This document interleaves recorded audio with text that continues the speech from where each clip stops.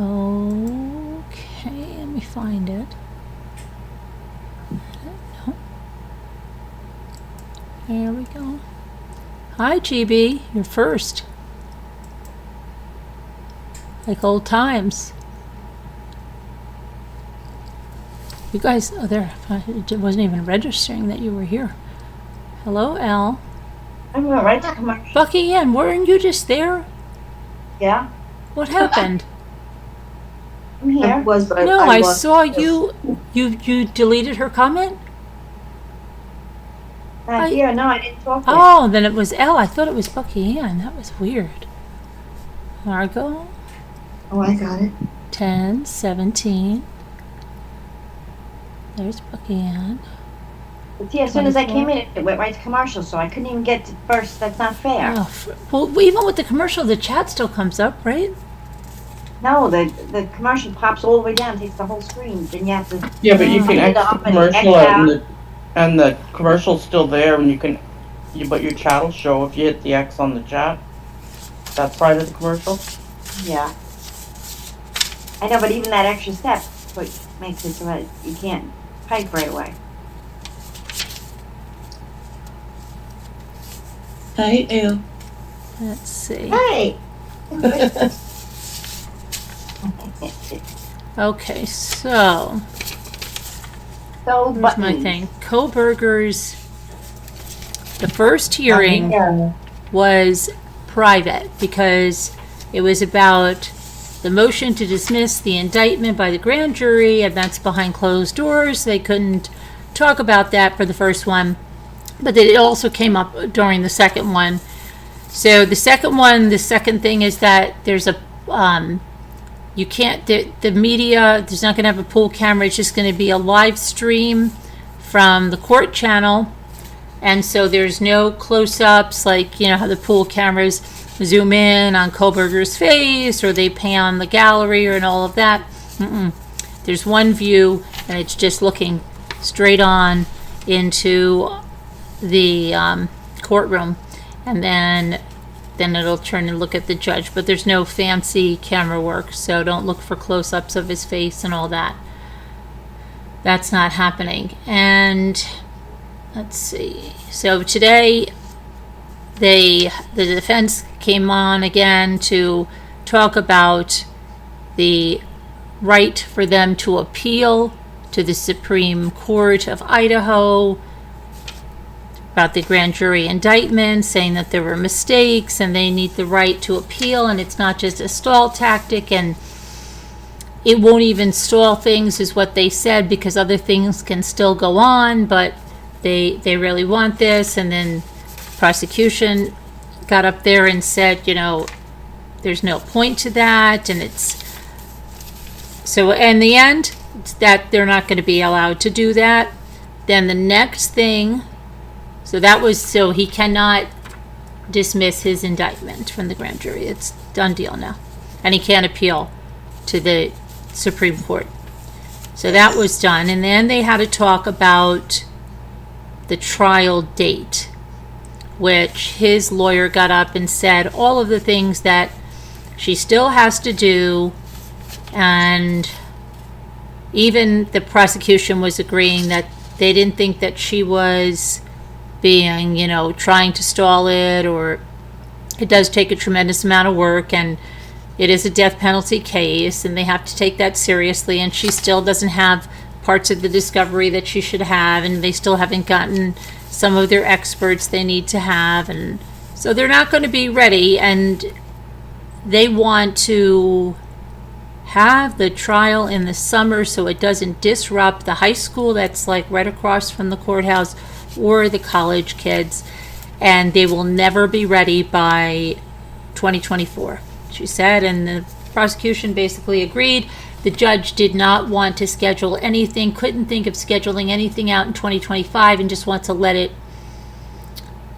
sit there and think about it. Did say maybe March of 2025, but that wouldn't make any sense. That would still conflict with the schools, so that didn't make sense. But the judge just couldn't, John C. Judge could not see scheduling something for 2025. so far out. And so all of those that thought there's going to be a quick trial, there's not. The wheels of justice move slow, and they're moving very slow here. So don't look for a Kohberger trial anytime soon. And let's see, they've got to get, they were talking about some issues about getting some files and access to things that they need, and so all of that is going on. Hold on, I've got to go put something in for my dinner. I didn't eat anything. So yeah, so nothing, forget it, you're not going to see anything until 2025. And well, you know what, Al, the poor families, right? But yet, like the judge said, even if he's convicted, it doesn't end there. He can have 1 appeal, 2 appeals, 3 appeals. So it is the poor families, but it's going to be a lifelong thing. Look at Scott Peterson. Right. His family is still going through stuff from him. Right. Just because the way our system is, it doesn't just end even if they're convicted, because there's appeals, there's this, there's that. It's constant. It's like grief. It's never going to end. But won't it be worse for him in prison rather than jail? What did you say? Won't it be worse for him in prison rather than jail? No, it's probably going to be better in prison. Yeah, jail is what, you're in a cell by yourself with a toilet right in his cell with you. Yeah. And what happens? What's prison like? You heard Gypsy Rose, didn't you? Prison is, there's more You than hear one Chris person. Watts. Prison is much better than jail. In jail, Chris Watts had prisoners telling him to take himself out. You got all kinds of people screaming and stuff. When they go to prison, they can get into protective custody. They have a lot of things going on. So, yeah. Well, at least he's in jail now. But it's not going to end. It doesn't end with that. It's the judge said it himself. You can, and you don't want to rush. That's what they also said. You want to have this trial once. You don't want to have a mistrial. You don't want to have to, do it again because something was not done right. So, yeah, they have to take the time. Oh, that's what she's saying. They have to go, because it's a death penalty case, they have to go through his whole background. They haven't done that. They have to go back 3 generations on each side of his family, for mitigating factors and all kinds of stuff that has to be done that has not been done. There's people that she needs to interview that she hasn't even spoken to them yet. There's experts that need to be hired. I was going to say the same thing. It sounds like she hasn't really done anything. No, but the prosecution said that they agreed that she wasn't trying to do that. That there is a tremendous amount of stuff that has to be done, and she said that his case is a priority. It's basically all she's been doing, and it's just there's a tremendous amount that has to be done. So, yeah, it's just a lot of stuff there. So a year from now. No, Probably more than a 2. year. Yeah, 2 or 3 probably. More than a year. Look how long we've been waiting on the I know two it. girls. Oh, The 2 girls. Delphi? Yeah, Delphi. Mm-hmm. Deborah's case. Yeah, me and her talk about that all the time. Yeah, and Sarah Boone. Long time. And look at Jodi Arias. Took like 5 years to go to trial. And then they had to do it all over again. She had a mistrial. So they have a hell of a lot more rights than the victims. Have to be so careful. Right. Yep. So that was basically what got there. No dismissal and no appeal for the dismissal there, but a lot of time till trial, at least the summer of 2025. they're not going to be ready, because I don't know who said they thought they were going to be ready June of 2024, not happening. And then, oh boy, Troconis, oh my goodness, she had this interview in her lawyer's office. I think it was on, this one was on June 2nd or something. No, June 8th. I don't even, so many different interviews. She changed her story about Fotis being home and in the shower, and then she just kept saying, well, maybe I just feel like because I see him in the shower and I'm with him every day that it was just there. Maybe he wasn't.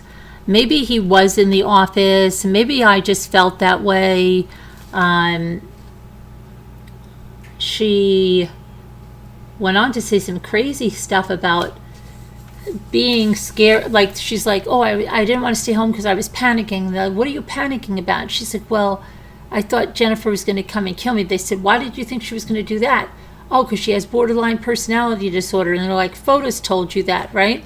And then they told her, Fotis left his first wife for Jennifer, and he left Jennifer for you. He's not a good guy. And you could tell, like, she was getting really affected by, I think at one point they were telling her that he was going to get back with Jennifer and that he was texting her goodnight or something. I think they were, they were deceiving her or whatever to see what she would say. And she was talking about just, she kept going on and on, misleading them. She would kept getting caught in lie after lie. And we know about all of the ways we went through her interviews the other day, how everything changed. You just get to see it on the video. But she doesn't ever just stop. Even when they say, are you upset that your relationship is over? Do you know he's not a good guy, that he never had feelings for you, and he can't have feelings for anybody? He's the only person he cares about is himself. He'd throw you under the bus as soon as he could. If he could pin this whole murder on you, he would. And still, she's just like not giving up where anything she knows, allegedly. And it's just, that was the entire day. And then the defense was going round and round. Like, there was a time when she said, oh, there was a storm and I had to go in my daughter's room. And then the investigator said, oh, I don't think there was a storm. We didn't have any precipitation. And they said, okay, were you wrong about that? Yes. So then she wasn't a liar. They were trying to give her some credibility, but she was caught in so many other lies. And she said that Fotis told her, well, how would you like to be the mother of 6 children? What else did she say? She talked about the cars. It's just, she's incriminated herself a lot. I don't know how anybody is going to say she's not guilty. It's such a waste of time. I think the jury right now would come back that she's guilty. There's so much already. I don't know how, maybe another week, or did they say 6 weeks? I don't know. I guess the defense is probably going to be 6 weeks. And I think Crumbley is supposed to be 3 weeks, but I don't know after what Kevin said today. Who knows? So, I don't know. Did anybody else watch either of these? I didn't.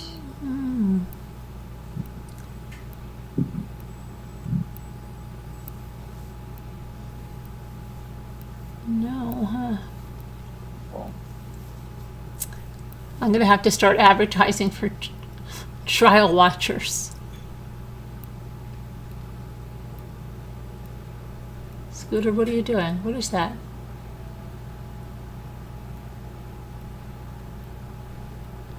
How about the 3 frozen guys? Yeah, I talked about that the other night. I know we touched on it. Yeah, what? I don't understand. Did they didn't get the toxicology reports? What the heck is up with that? How would that even happen? Their car was there too, right? What is up with that? That is so bizarre. You heard about that one? No. Manager, could you start penciling in? It's showing on the screen you have a new subscriber. Oh. Oh, who do we have? This Ween Baby just Oh. subscribed. Oh, welcome, Ween Baby. Hold on, I've got to get my thing. Talk amongst yourself. Nobody heard about the 3 frozen guys in the backyard? I did. I heard about it. What do you think? Oh, What's yeah. up with that? I heard about it, but I didn't hear about the toxicology. What In the about that? bath? Crazy. What do you think about That is that? so weird. Where were they found? So My weird. wife said In the this story backyard of on their the friend's report. house. Yeah, and it's sorry, funny because he already moved out of the house and he's already got a lawyer. I think there's a lot of foul play going on. That's what I think. You think I what? think it has to be some kind of drugs or poison. I said I think it has to be a lot of foul play. I think they said no foul play, didn't they? Yeah, I don't believe that though. We just Yeah, how wait could they for not the be reports to get back. But how would they get 3 guys? And they had their cars. It's so weird though. I know. I'm thinking it was drugs that was laced with something, maybe. But why Something would they bad be and some out? drugs and they didn't even know they took it. I don't know. I don't know. That's an interesting theory. They were out there for 2 But the days. thing Cannibals is, just froze to death. why would the guy have already moved out and got a lawyer? Well, I didn't know about that. Well, maybe didn't if 3 either. people died in your backyard. You might be a little scared. I don't know. That's so weird. Well, I think I don't know. I think there's something else. Farm wife says the toxicology will tell us something. Yeah, I believe so. It's not back yet. Oh, yeah. Yeah. Wonder how long that'll be before it's back. I agree with manager. She said that he probably gave them all something and it went wrong. They were probably all partying and that's why they ended up in his backyard. Oh, that's right. Now Farm it's wife is in here. the state. Yeah. That's all you heard?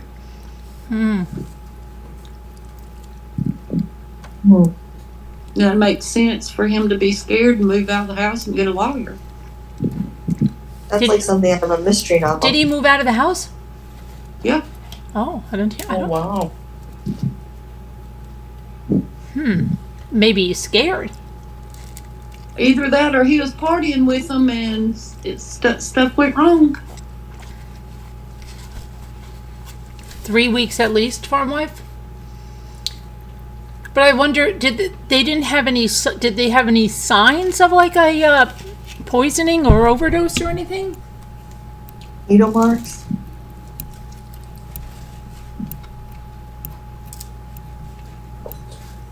I haven't heard that, but of course, they won't tell everything. They have to keep some stuff I just quiet. don't know why they would be in the backyard unless he dragged him out there, right? They were literally frozen and they had to wait to do the autopsies. Yeah. I don't know, but Wait, yes. unless they're just saying they don't suspect anything not to make the guy. Yeah, because we know they don't tell everything.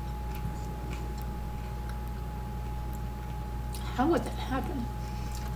Not that they have released. Yeah, something is so bizarre with that.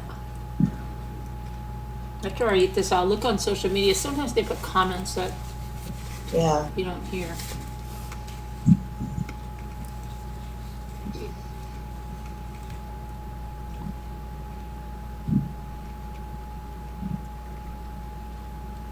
Yeah, farmer says she should Yeah, the police. I agree, farm life. Yeah.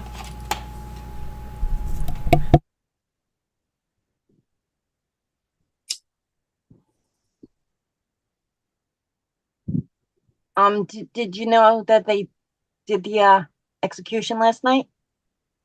What? The guy Kenneth Smith in Alabama, he was executed at 9:25 Eastern Standard Time. Yeah, I saw that last night. And that guy was being executed with a lethal injection and it didn't work. Oh, gosh. Did you know really? that? That was in 2022. Oh. Mhm. I haven't heard that one. Yes, last night they used nitrogen gas and it worked.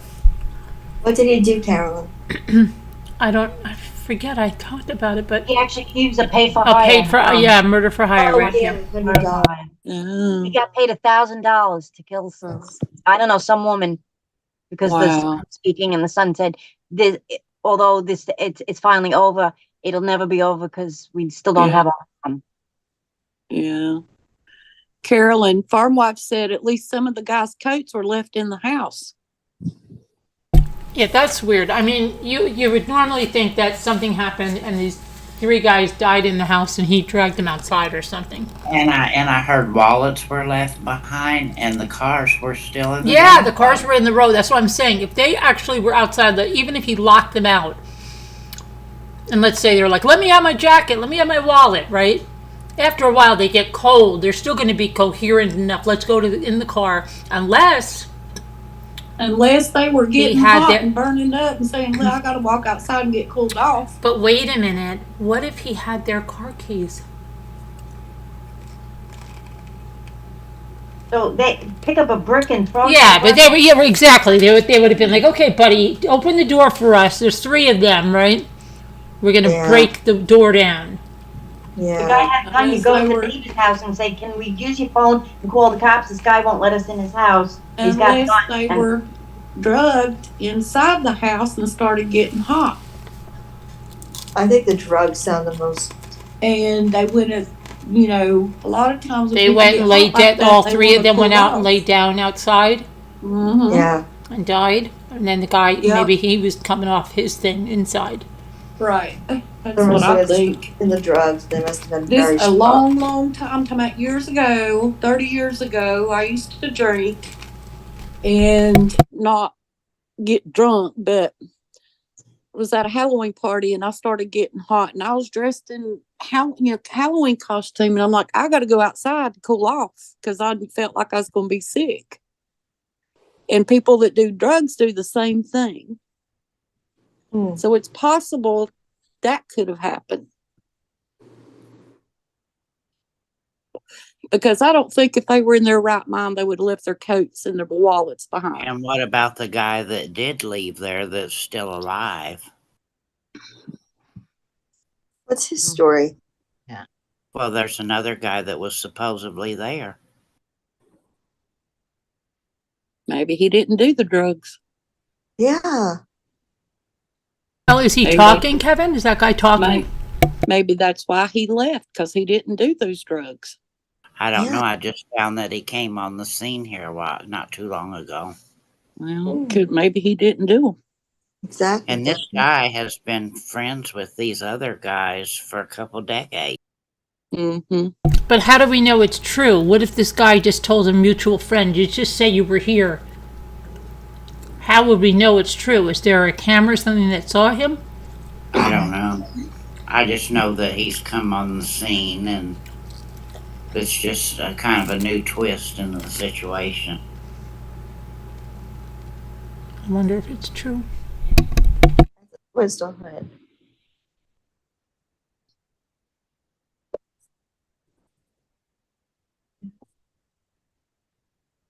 Well, hopefully he can explain something.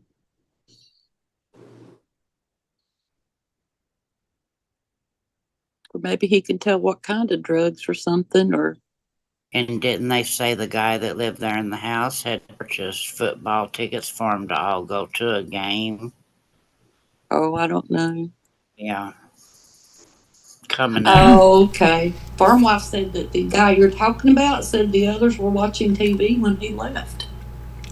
So But did he say that from the he didn't say that from the beginning that there was a 5th guy there? We found out later down the line that there was another guy that was the. Yeah, but is that just to cover the first guy? I don't know. Weird.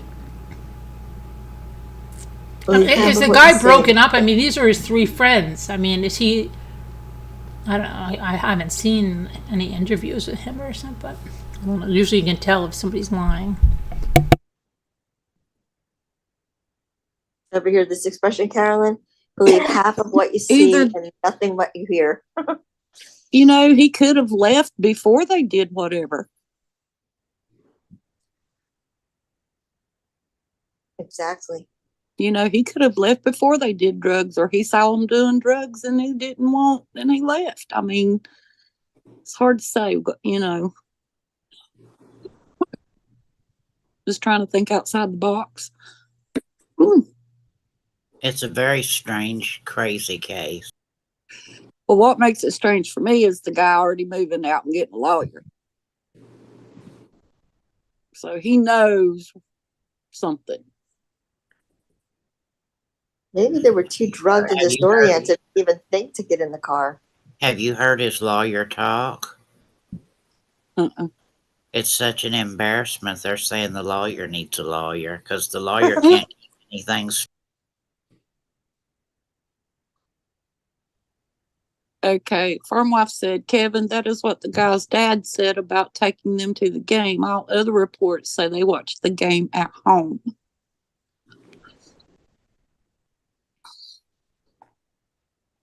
Exactly, manager. That's what I was thinking. You'd do anything to help and not move out and get a lawyer, especially with it being in your home.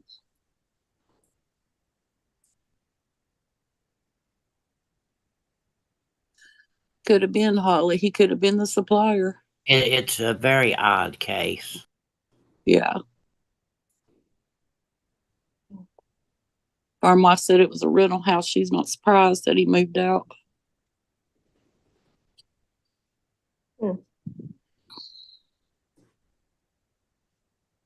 It just makes it very suspicious, though. Okay, so here's what, let me see what it says. It says Ricky Johnson, David Harrington, Clayton McGeaney were found dead after watching a Chiefs game at a friend's house January 9th. Several questions are unanswered. More than Ricky Johnson's body, David Harrington's body, Clayton McGeaney's body were discovered on January 9th, 2 days after they gathered at the friend Jordan Willis's home on January 7th. Now, what about these guys? They're all single. Nobody reported them missing for 2 days? That's weird too, right? Nobody knew that they were at this guy's house and looked a day earlier? One of the guy's girlfriends came there or whatever and took the basement screen out and went into the house. Oh, really? Okay, let me see. Kansas City Police Department said after responding to her call, okay, whose call? Oh, the fiance, right here. All right, so McGeaney's fiance went looking for him. She called police when she saw him dead, but that had to be 2 days later, Kevin. I'm surprised she didn't, somebody didn't go sooner than 2 days, right? Okay, on the back porch. The police said that after responding to her call, they confirmed they found a dead body. Upon further investigation, they located 2 other dead bodies in the backyard. They weren't even together. And apparently this girl only saw one. Let's see. They're unaware of how Willis's attorney said in a statement that his client is unaware of how his friends died and is anxiously awaiting the results of the autopsy and toxicology report. There were no obvious signs of foul play observed at or near the crime scene, and it wasn't ruled a homicide.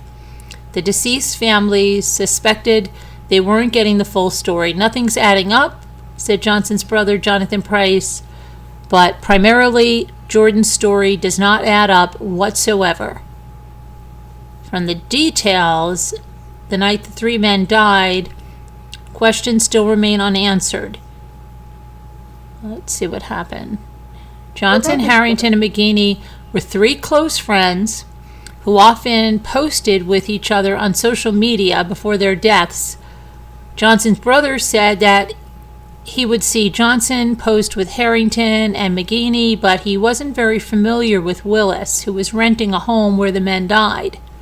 So they're saying that this Willis guy may not even be a close friend like that. He added that Johnson, who was 38 when he died, went to high school with Harrington and McGeaney, who were 36 and 37. Johnson ran his father's business, Johnson Construction, in Kansas City. He was an avid sports fan, always rooting for the Chiefs. He was also a father of 3 girls, 14, 9, and 4, who he loved spending time with, said his mother, Norma. He would do anything for his girls. He didn't deserve this. McGeaney's family echoed similar sentiments, with his cousin Caleb McGeaney calling him a good person, and said just the thought of him dying and them and then him sitting outside in the cold for 2 days. He said, it's extremely devastating. The whole family is messed up. He was a really good person. Now, let's see. There's a GoFundMe, then Jennifer Harrington's I wonder if mother. it could have been some, What? if it's not drugs or some kind of poisoning, wonder if it could somehow be carbon monoxide somehow. No, because one From a was meeting? porch, We're two in outside. the yard. Yeah, the guy in Uh-huh. yeah, if it was in the house and they ran out for air or something, the guy in the house would have been dead. Right, and plus them getting fresh air would have kept Yeah. them alive. Yeah. You know what I'm thinking? The fact that they weren't looked for so many days could mean maybe they did drugs often and they were expected not to be home. They were stayed over places a lot. You know? It says Maybe. there were lots of messages being left. People were looking for them. Jennifer Marquez, Harrington's mother, said that the call informing her of her son's death was the most devastating moment of her life. It's a huge loss. He's everything. He's a brother. He has a sister, Carmen, a brother, Sebastian. They're missing him, and they are brokenhearted. They will never see their brother again. On the night of January 7th, the three friends went over to Willis's rented house in Kansas City to watch the Chiefs play. While reports stated that it was just the four of them, later it was reported that a fifth friend was there that night but left early in the evening. That sounds kind of weird. It does. That sounds fishy. That sounds to me, and it's just my opinion, that maybe that guy was freaking and said to another friend, can you just say you were there or something? I don't know.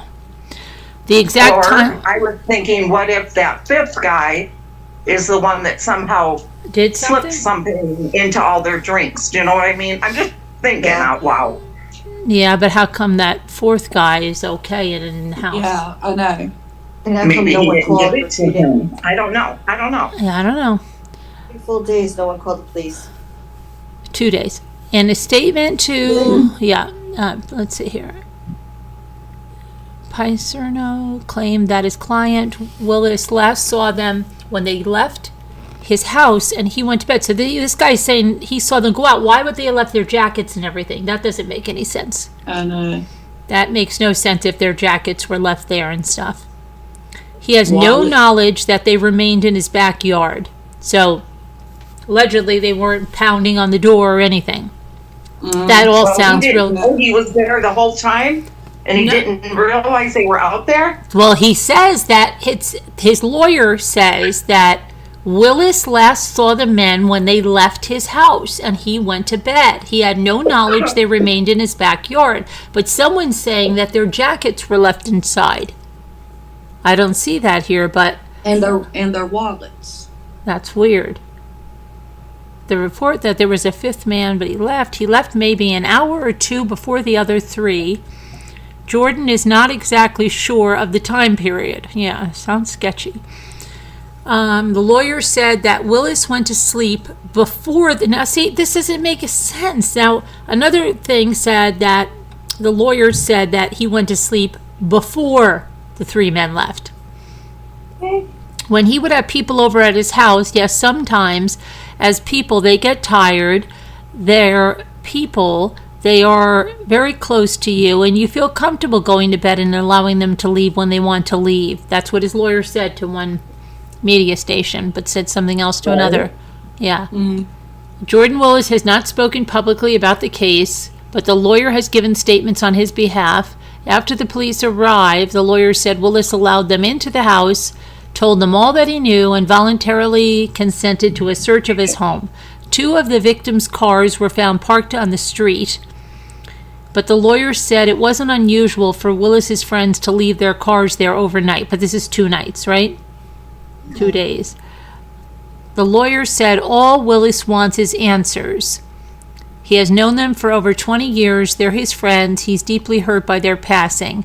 The lawyer also added that while concerned family members did knock on his door over the course of the 2 days before the bodies were discovered, he didn't hear them as he slept with earbuds and a loud fan. They don't have a phone for this guy?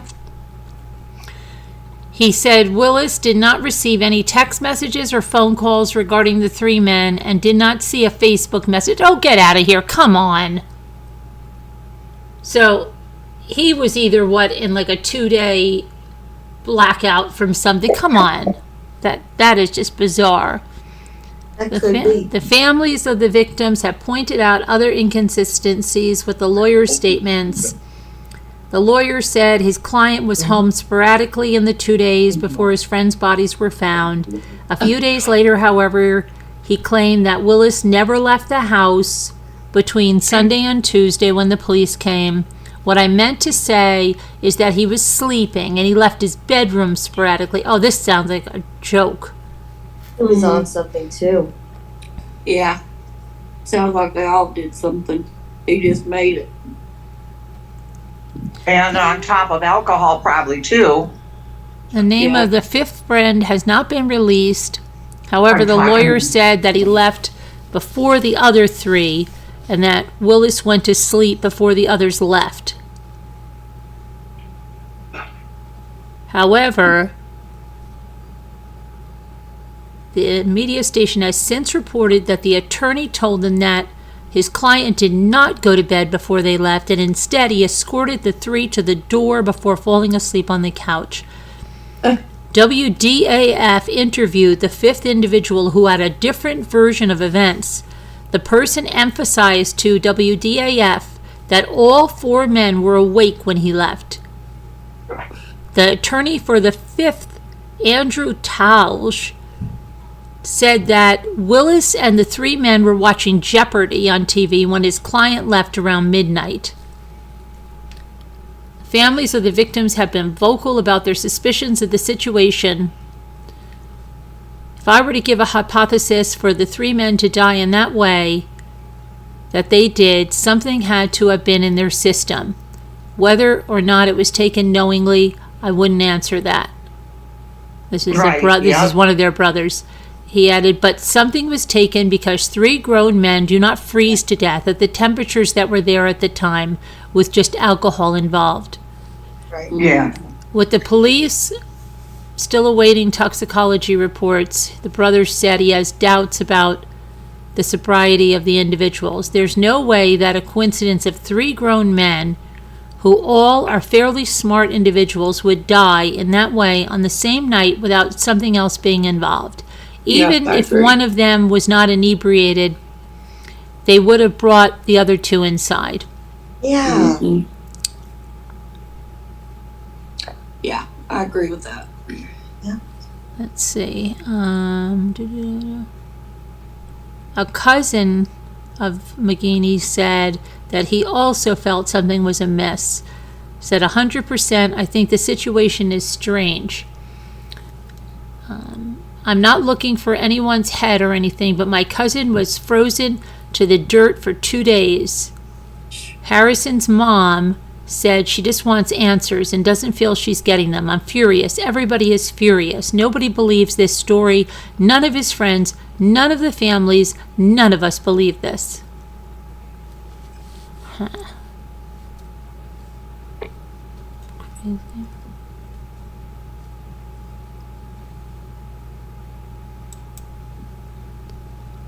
Let's see. The mother of the man who died outside said, let's see, it's impacting his 4-year-old daughter. Ricky Johnson was found outside Jordan's home on January 9th as friends there. Let's see, David Harrington and Clayton McGinney. The causes of their death are unreleased. His mother, Norma, says that when she learned her son died, she was celebrating her 66th birthday. She has since been looking after the 4-year-old whom she was caring for at the time of Johnson's death. So she was happy to go home and see Daddy. Johnson was the only person who did not reach out to his mom on her birthday. That night, Johnson's father texted and mentioned that he hadn't heard from their son. The next evening, Chester says she texted the mother of one of his children and asked if she had heard from him. She said no, but began calling around in search of an answer, and that's how we all found out. She says it took about a day or so before they were sure of Johnson's death because the men were all found outside of Willis's home. He didn't deserve this. He was planning on seeing his youngest daughter this weekend after his mother's birthday, which she was very, very happy about. Now she's coping with his death. She's always saying, "Grandma, I miss my dad." Then she'll see something on TV and say, "There's my dad." And it's so heartbreaking. Johnson loves spending time with his 3 beautiful daughters. According to his mom, he would have done anything for the girls. Let's see. So yeah, there's definitely something going on. It's not a natural thing.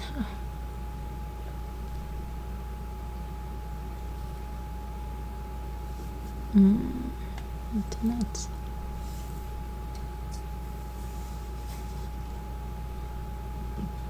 It's just weird that the guy, I don't see where he said I haven't seen that he left the house yet.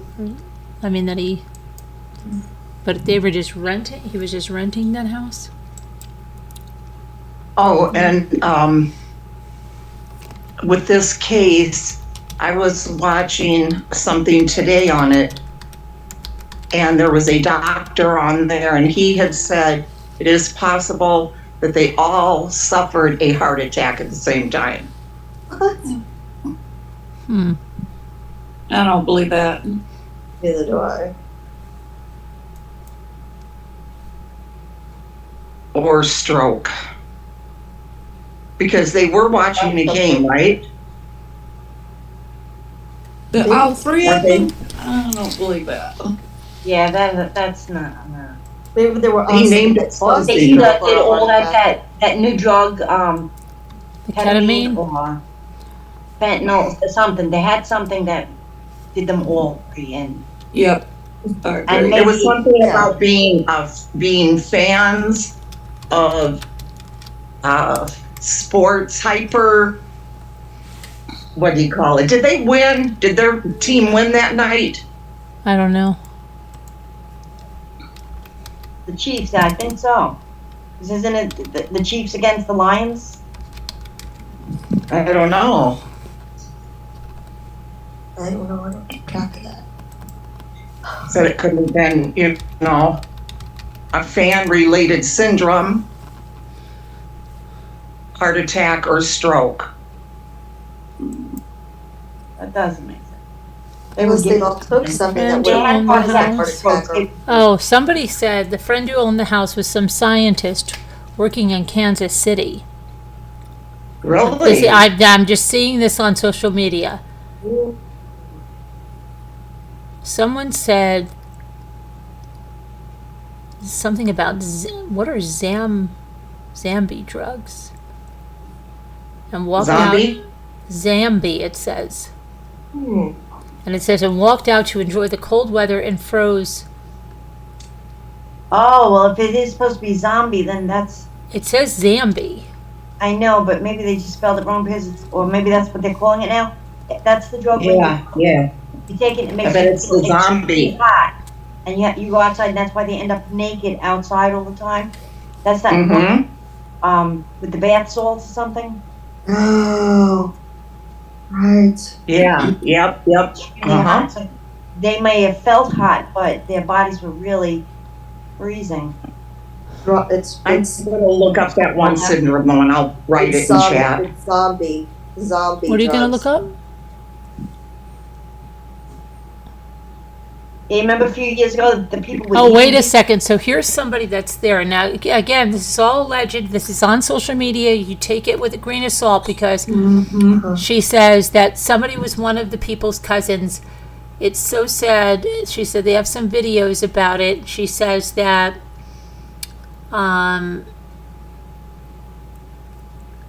he had my cousin's wallet and keys to his car. Hmm. I don't know. I mean, that's what somebody says. Let's see. I mean, the one guy looks a little happy, but they don't look like they're in bad shape. That's Somebody the other said thing. Why were their 100% wallets believe out it. of their pockets? Why did all three of them took their wallets out of their pockets? Really? 100% And look believe for they were coats. drugged. Their story doesn't make sense. After learning everything today, I'd have to say a lot of questions to answer. I'm just saying that. So that's what they're saying about the keys. I think that's coming from social media and from videos, but we don't know for sure. That's, What's that show with Bryan Cranston? I don't know. Breaking Yeah. Bad? Breaking. That's it. Breaking Bad. Breaking Bad. Yeah, the scientist that makes the drugs.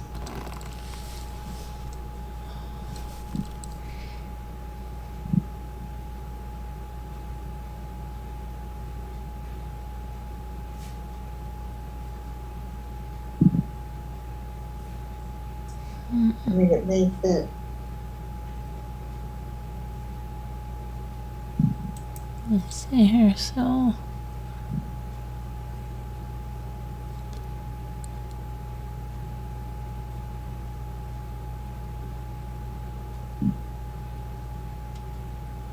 So this is the house. It's coming up, let's see.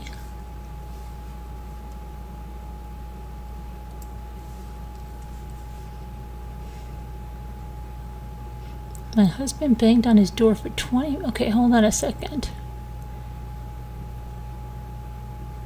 Family and friends of the victims took to social media to lambast Willis, saying Kaylee Latier wrote a Facebook post saying this man was inside his home alive while my friends were dead in the yard for Lord knows how long. They were all hanging out since after the game Sunday. He knew people were looking for them. He read messages of people searching for him on Tuesday. My husband banged on his door for 20 minutes, Latier continued. My friend banged on his door and then busted a window and yelled and announced her presence while she's inside and still nothing from him. And then the cops come 10 minutes later and he comes out nonchalant in his boxers with an empty wine glass in his hand. Nothing is adding up. Dave, Clay, and Ricky need and deserve justice.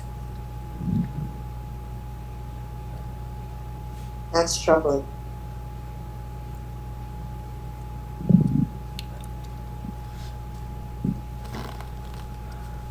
Oh, let's see.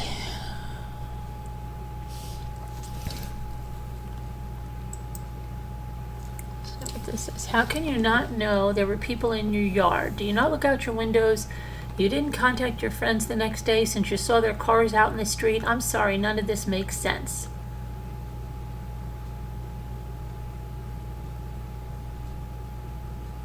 I'm not convinced that 3 big adult, grown men just sat outside and froze to death. Nothing about their pictures shows any signs of any kind of mental illness.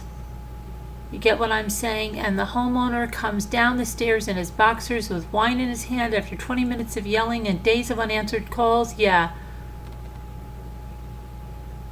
Let's see. It's cold as heck apparently, and 3 men, and no one thought to go inside. This is absolutely BS. The friend didn't see their cars for 3 days. Start checking bank accounts for money. Big bet, drug money, something's off.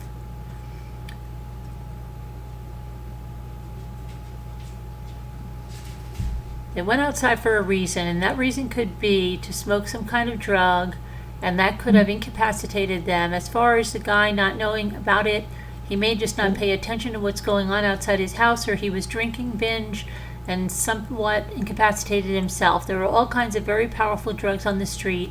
It's a crapshoot if you're using them. Is it a drug?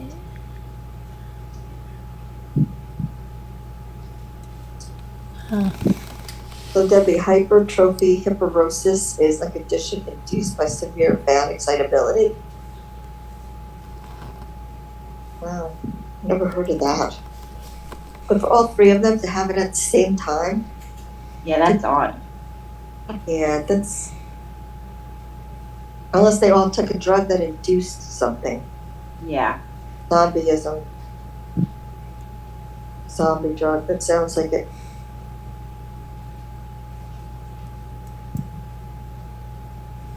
And if so, I'm sure they lost before their team and they didn't do it. They didn't.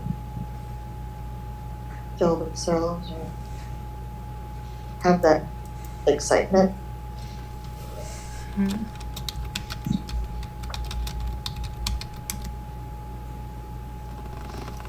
Or that could have been induced by drugs.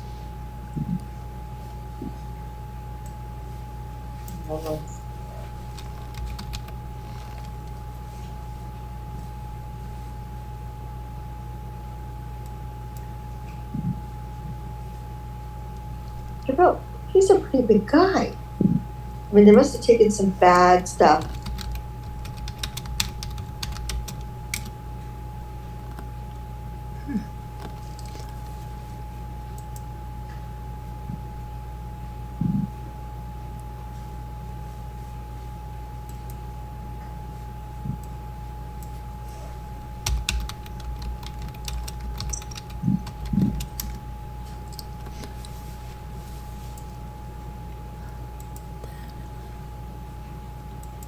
Okay, let's see.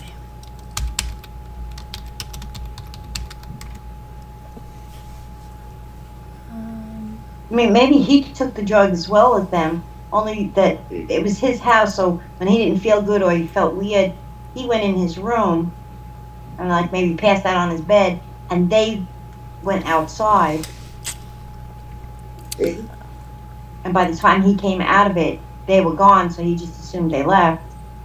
Right. This says some other lady on social media says the police department is acting as if they are just plain stupid. These are three young, big, healthy men appeared happy about going to what they thought was a friend's house to watch a football game that was alive up to that point. They were discovered dead by their loved one, not the police or the man who stayed inside the residence. First thing I saw in this article that they froze to death because the man of the house did not hear them banging on his door after they left his house. They had cars. Why the heck would they be out in the cold banging on his door if they had their car keys? How the heck did the man of the house not see the car or cars still parked in front of his home and try to investigate where they were leaving their cars, why they were leaving their cars or cars? When they were found dead, were their car keys found with them? Police say that there was nothing that they could see on the men that says homicide. These healthy men went to a house to watch a football game, and 3 days later they are found outside of the residence they've been visiting, dead. The resident owner is still alive.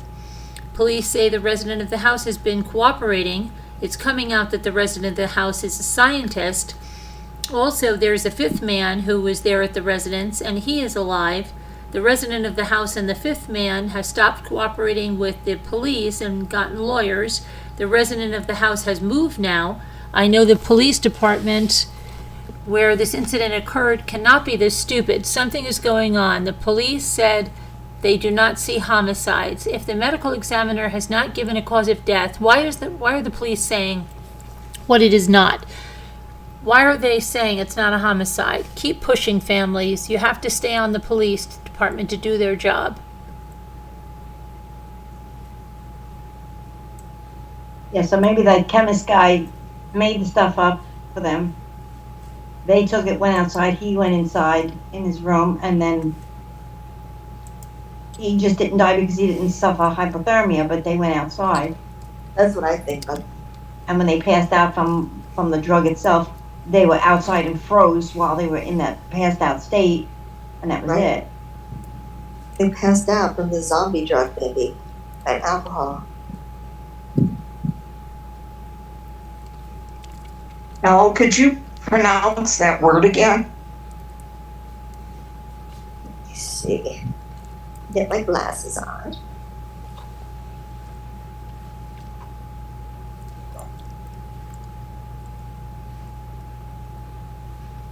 Here's another thing. Let me see. Hypertrophy hyperosis. You made that up? The family of one of the three Kansas City Chiefs fans found dead under mysterious circumstances suggests that they could have been drugged and left for dead.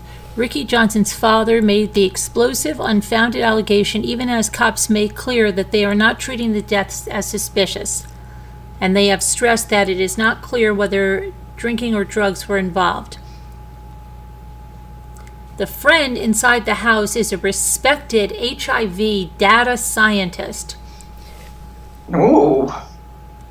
Jordan Willis has also strenuously denied knowing anything about the plight of his 3 dying friends, maintaining he was asleep inside with headphones on. Ricky Johnson Sr. said that his 38-year-old son was not irresponsible and would not have gone outside in the snow without a coat to freeze to death, along with his friends, David Harrington, 37, and Clayton McGinney, 36. I believe he drugged them and dragged them outside and waited 2 days to call the police. Let's see. Whose attorney trashed the claim as ridiculous. He may have done some drugs and stuff in the past, but I do not believe all 3 of them did drugs and fell over dead in the backyard. I'm not going to say that during a game he didn't have some drinks, but he wasn't irresponsible, and he wasn't going to go outside and freeze to death. He claimed his son, whose coat was left inside the rental house where the pals had watched the game. You're talking about 3 grown men. It was just about freezing, like they said. He could have kicked out a window to get in the house. Johnson's mother, Norma, shared the same theory while conceding it was just her thinking rather than based on specific evidence. Seriously, these were responsible men. How did they go to a backyard and freeze to death? All 3 of them? Something that comes to mind, this guy Willis wants to brag about how smart he is. He's a scientist. My thoughts are that he concocted something and gave it to all 3 men. How could this have happened? The case is 100% not being investigated as a homicide, says Captain Jake Bashina. Willis's attorney also immediately dismissed the wild theory as nothing more than baseless allegations from grieving parents struggling to understand the tragedy. Let's see. Who did they say did drugs before? I don't know, one of the Johnson's father, they said.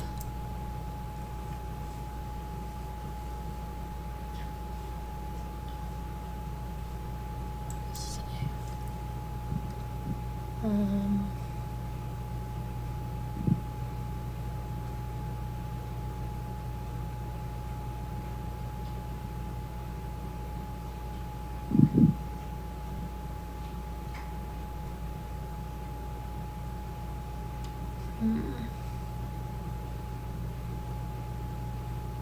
Sure got Oh, he's quiet. an award-winning HIV scientist. Thinking. Let's see, wait a second. There's some more stuff about this guy. It says that Jordan Willis is 38. He's an HIV researcher and protein scientist who lives and works in a home in Kansas City, Missouri. Let's see. His attorney claims he said goodbye to his friends.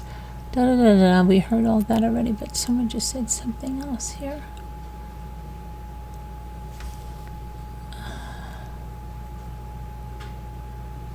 For 2 days, when the fiance broke in January 9th. Da, da, da.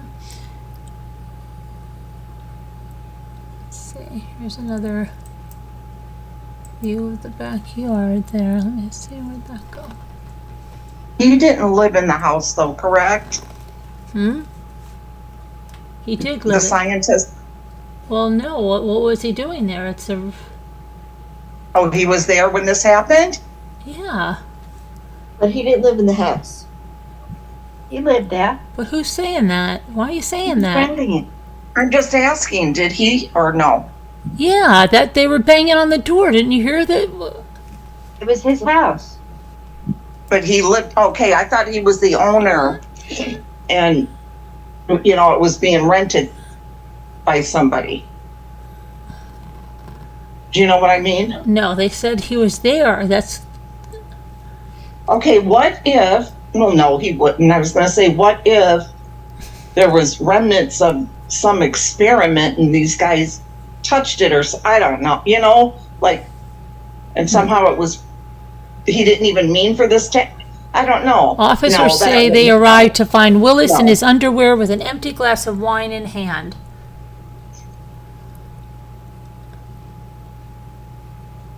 That's what I mean. It sounds like he went on a bender from that night and just, kept drinking to get hot, whatever. I don't know. He has since moved out of the home and deleted all of his social media accounts. Ooh.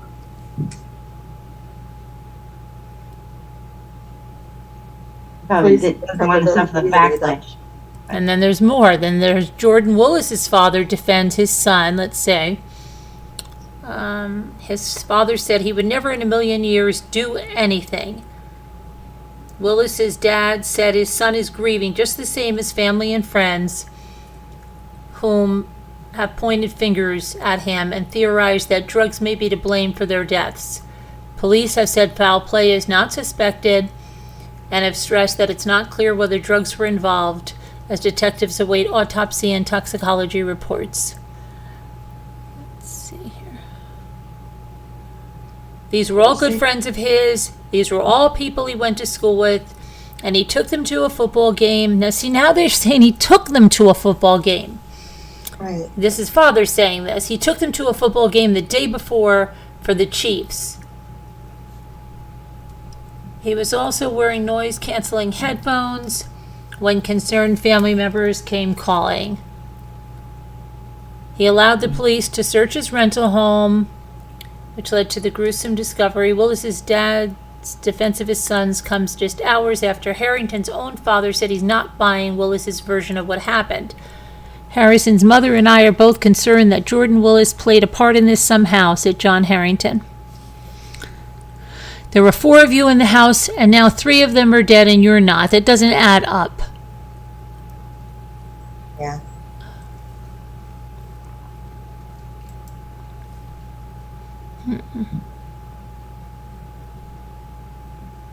Well, once they get toxicology, Yeah. I think that'll be the answer there.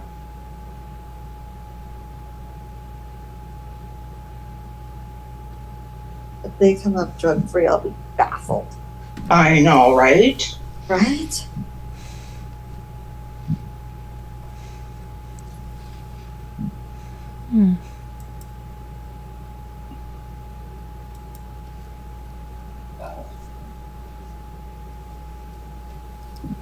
And there's no security cameras around that saw anything? Yes, he rented and lived in the house. He worked from home. You do know that crime spreads from this fashion. Okay, so he worked from home. Okay. Interesting. He could have had chemicals in the house. He what? He could have had chemicals in the house. That's what I meant. Yeah, that's what I meant. Yeah.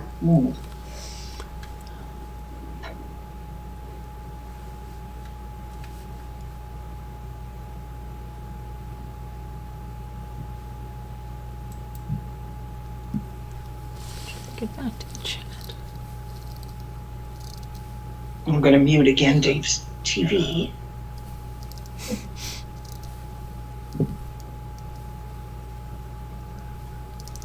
Come on.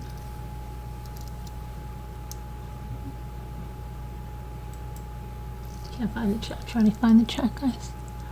Trying to find the chat.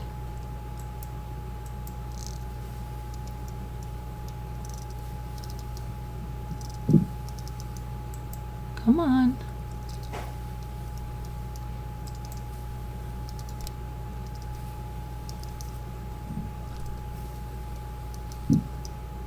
You can write your stuff and I'll read it. I just trying to get to the chat. It doesn't want to be nice and play nice.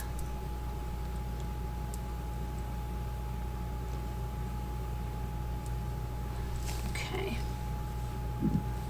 Do.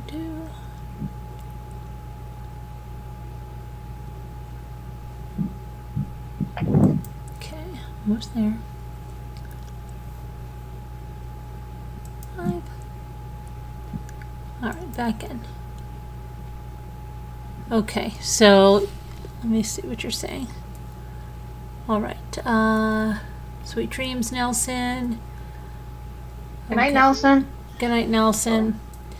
Good night, Nelson. Good night, Hey, Nelson. cousin.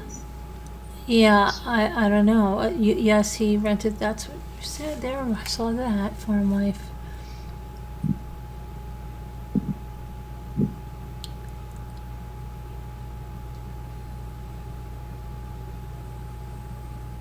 What? Scooter made up a word or something? Yeah, she said it was the Oh, die from induced excitement about sports. oh my gosh, Al. Well, I don't know. I've never heard of it. It could be something. Well, new. you could if you. Yeah, I guess you could if you had a heart attack. If you worked Yeah. yourself up into a heart attack. I've seen people scream and I don't know, like being really upset if their team loses. But all three of them died from it. No, I don't think That's what I'm that. saying. You know. No, I'm saying it could be possible, but not that for them. I'm saying it could be possible somebody has a heart attack screaming Oh, yeah. about sports, but that's definitely not the case there, I don't think.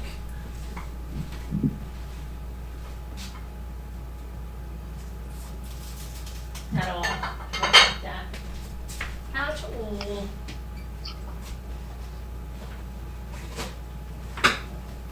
What about if one of them really did have a heart attack and then the other ones tried to help him, but he died, so they all got nervous. What if this guy knew it was going to take like 2 days to get whatever it is out of their system or something? I don't know.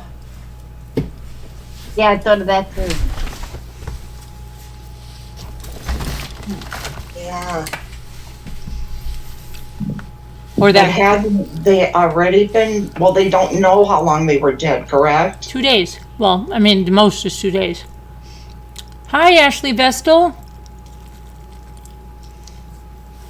We called your name. Did you hear us last night? She was trying to get her membership back but her card, she's having a problem with it.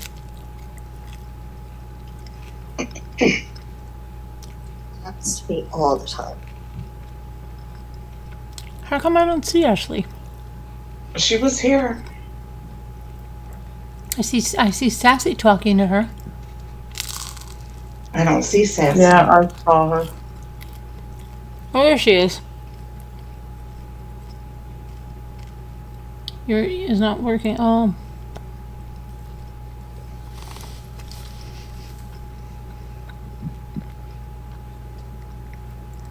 What do you think about this, Sassy?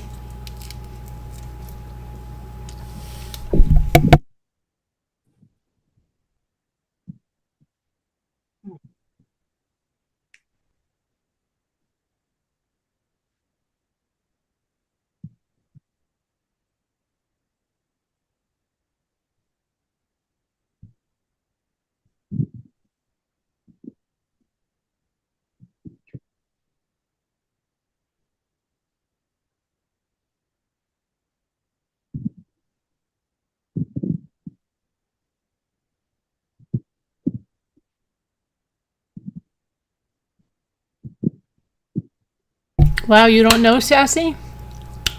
She doesn't know. Are you selling tomorrow night, Sassy?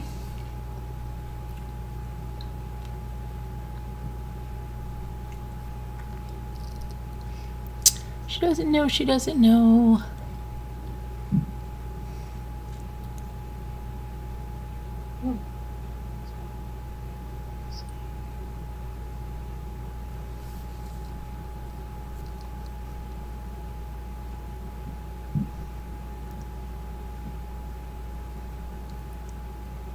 Hi, Captain Lee. You watched yesterday? And you got a cat call out? Yeah, I know. I called you all out. And look who came back. Linda Uribe, you, and now Ashley Vestal.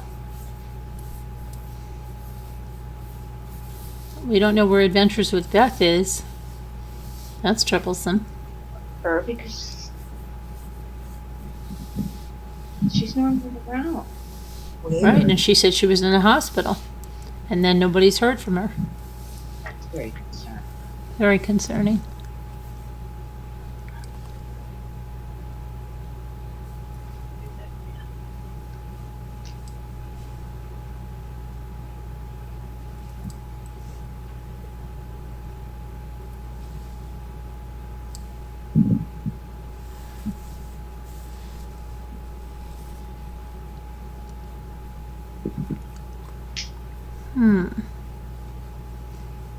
What do you think about this, Captain Lee Fan? Have you heard about these three guys?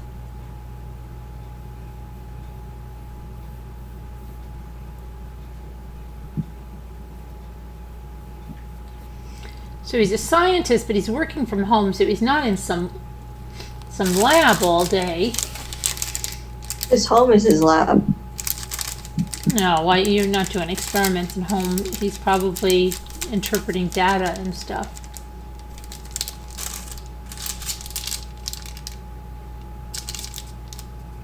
I would say. I would say so.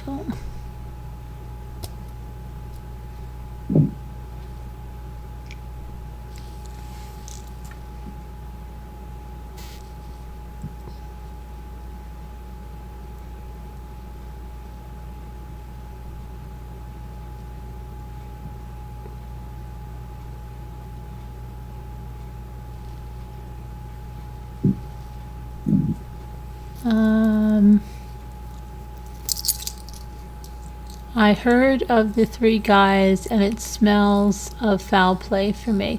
Yeah, I don't understand how anybody could think that's not. Very strange. Very strange. Let me see what else I can find out.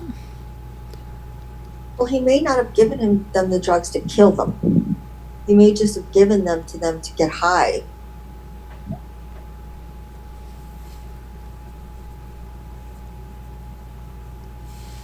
And it was a bad batch or something. But he may have tried to kill them. I don't know.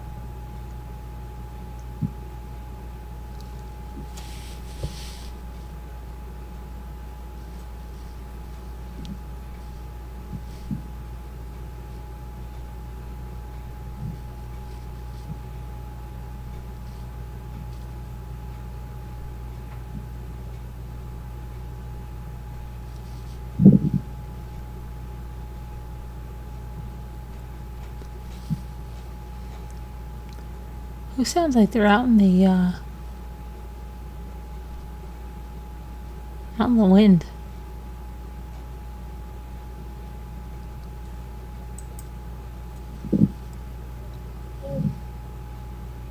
Plus the fact that he completely moved out of the house must mean authorities have already released the scene, right? So fast without definitive answers. Looks like we have a lot of people who should stand up and go into law enforcement. Okay.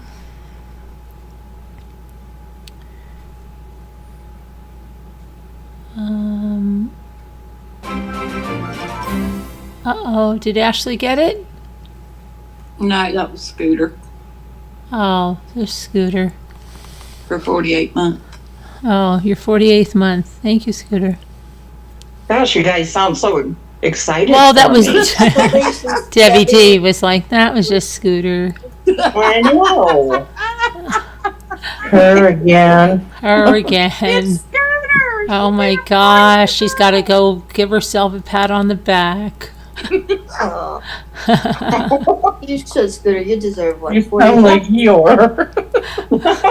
Sorry, Scooter. I didn't mean it like I'm just tired. No, it's just Scooter again with her self-praise is no praise. 48 months is quite a feat. She got to keep throwing that 48 months in everybody's face. That's 4 years, right? Yeah. Oh my goodness. It is because it is because I got memberships right when that was 4 years ago. It was in January, of 2020. Wow.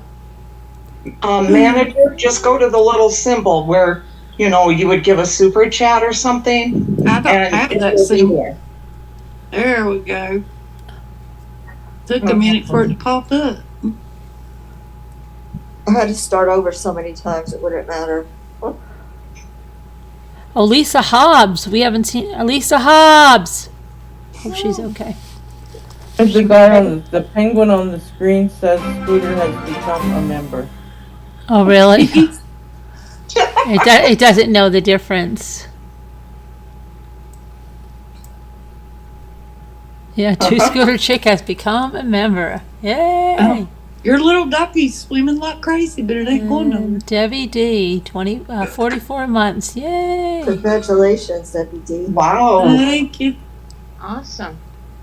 Snow remover's right there with me too, remember? Isn't she a little bit ahead of me, I think? She might be. I don't know. Captain was just Lee, like- 23 months. Yay! Who was your first Rambler, Carolyn? Members? Who was your first one? I don't know which one was the first one because a bunch of people joined the same night. But I think the oldest ones are Snow Remover. Are you here? Here's manager 3 months, or she's a 48. Manager. She manager's a 48-monther.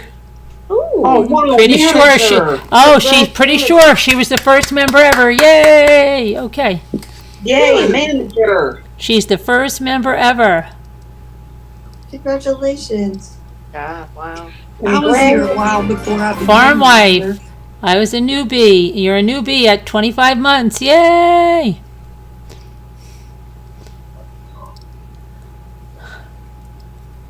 And I wish there was some way to go back and tell how long we actually been here. Right.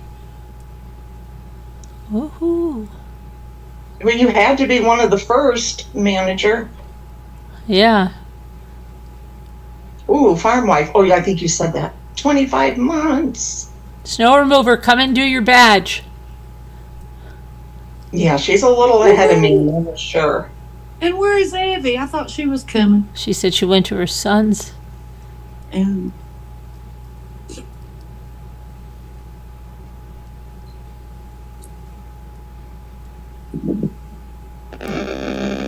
Okay. Did you get that good x-ray? What? You taking x-rays again, Sharon. I'm not doing, I'm doing just breathing. Oh, it's really staticky. And did everybody hear that? I did. Yep. yeah, Who is it coming from? Sharon? How come? I don't Not know. me this time. I don't know. Not me. Just Sharon causing trouble again, that's all. Mhm. Hi, Jane. You're, I don't know. You can become a member, Jane. And then you'll be a member, too. Wouldn't you like to be a member, too? Kevin's Be song. a member. Kevin will sing to you, he Kevin. said. He'll sing his member song. For any new members, Kevin's going to sing you the member song if you become a new member tonight. That's worth it in and of itself. Yep. Worth the price of admission. Yeah.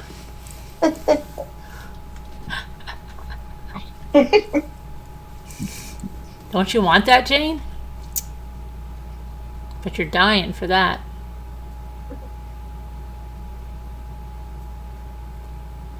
Wouldn't you like to be a rambler too? Yay, Carolyn. What does it? Why does I it was waiting for say? that, Carol. I don't know. It said Scooter was a new member too. I don't know why. It's crazy. Really? That's when you came? No way, Captain Lee. You were here before then.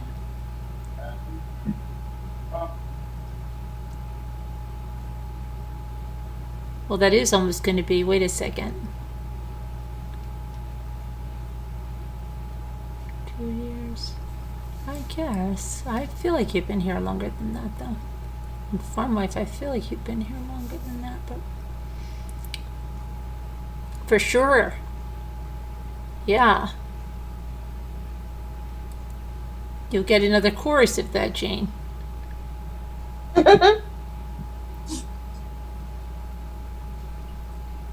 Isn't that cool? That's crazy. So Farm Life has become a member. Farm Life has become a member too. If you have the sunshine, you have to be at least 2. Yeah, the sunshine is the longest. Yeah, I think it's at least 2 years. Yeah, sunshine. I want that. I like the sunshine. Oh, I get the sunshine too. Yeah, Farm Life has the sunshine, so that's. Poor Lisa Hobbs lost her thing. She couldn't. She got in with the wrong thing, and it started her all over again. Yeah, that happened to me like 3 times.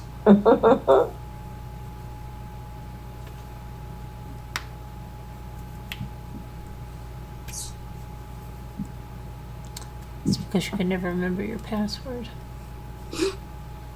Oh gosh, that looks scary. Her hand looked like a monster on her ceiling. Did you just see that? That looks really weird.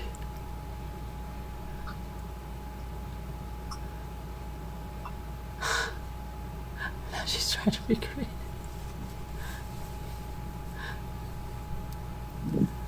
Anyway, so yeah, I don't know about this. That's it.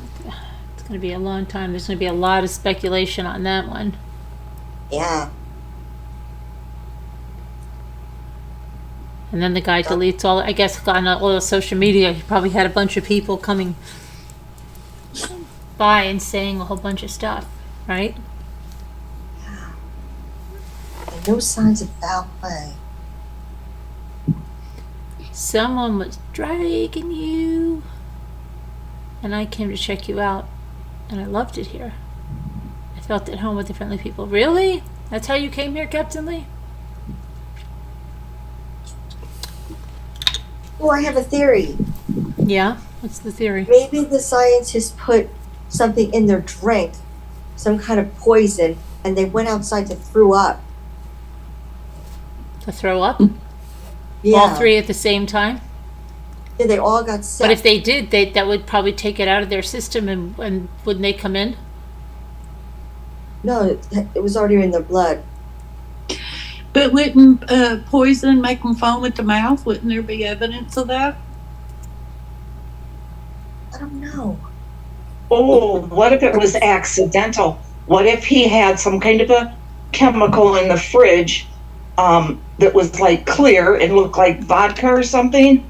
Right. And they all fixed themselves a drink or something with it, and he wasn't in the room, he didn't realize it. Okay. And when he came like out of the bathroom or whatever, it was too late, and he saw that they Wouldn't had you all call, had that. if they're your friends, wouldn't you call the 911 and say, my friends just got poisoned by something I had in the refrigerator? And not only Yeah, that, but they would have maybe he tasted. didn't know. Maybe he didn't realize it until the next day or whatever. If He's it like, was oh my gosh, chemicals, it's not going to taste good.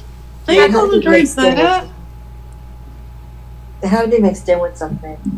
I'm just thinking out loud, jeez. Oh no, I'm I not saying anything. I know, but I mean, if it's chemical, there wouldn't be nothing to cover up that chemical taste.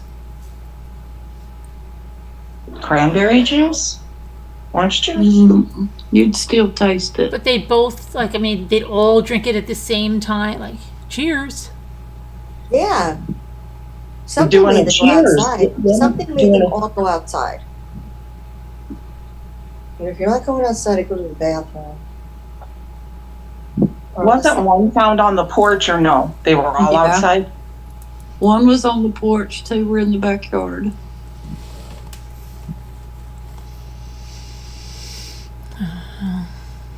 The one on the porch never made it to the yard. See, I'm wondering if the one on the porch wasn't banging on the door or something.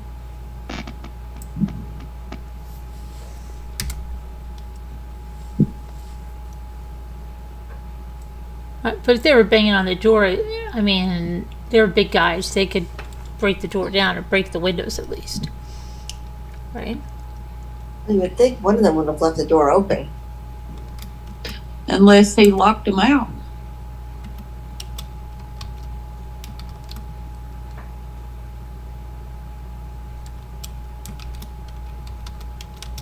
Yeah, but then it doesn't explain the fact why they didn't give him a car. Because the, what's his name had their keys. But you could throw a rock to the window like Carolyn said. Well, they could have been too messed up to even think. Yeah, that goes back to the bad truck. Mm-hmm.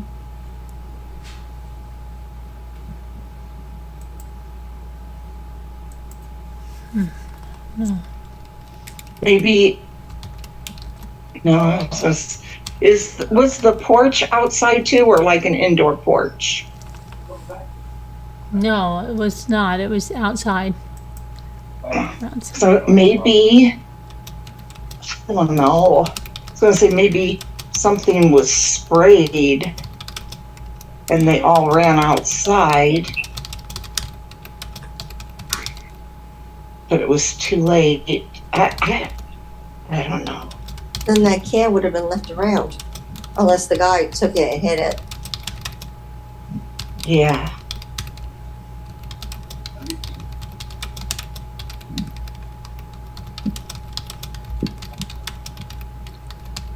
Yeah, they may have thought it was air freshener.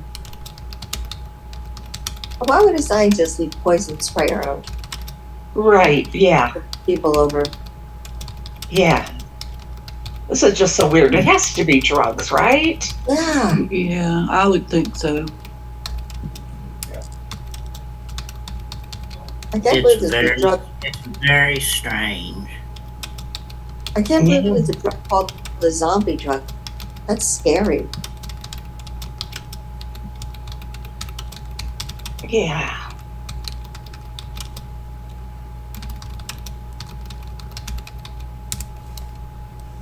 Be right back. Okay, there we go. They were in the backyard. Yes, Jane, they were. All three in the photo lying. No, they weren't lying next to one another. Because the girlfriend found one and called 911, and I don't think she even knew the other two were back there. Right. So they were somewhere else. The police then discovered, I think, them when. That's crazy. That's another mystery. Why did One was dead on the back porch. That was probably the boyfriend that she found then. if they were trying to get in? All three of them would have been by the porch. Right. I don't think they were, because I think they could have easily got in. Sounds like they were either dragged out afterwards, or isn't that zombie drug a horse tranquilizer? Oh, you're talking about that? That's something else. That's something with a Z.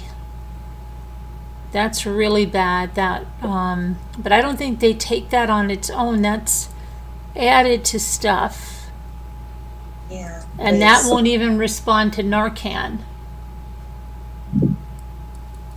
Good night, Captain Lee. Forget what that Xyla something. Look it up for you, Ken.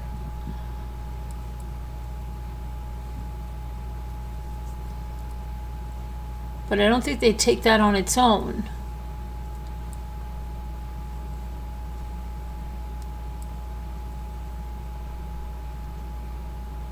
What about I mean, I don't know if they.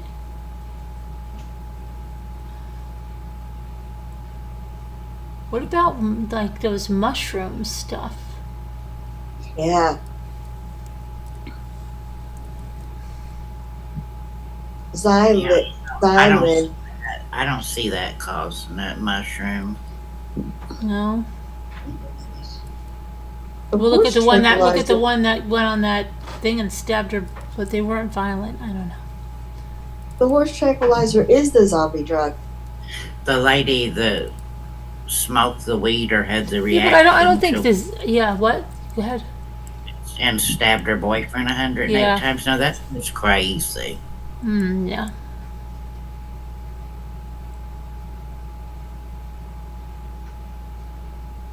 Can mushrooms kill? Well, poisonous ones can. Ask that lady in Australia that killed all those people with those poison mushrooms. She killed 3 people.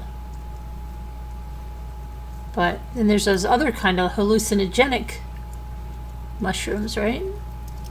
Mm-hmm. We're right about the horse tranquilizer. That's the zombie drug.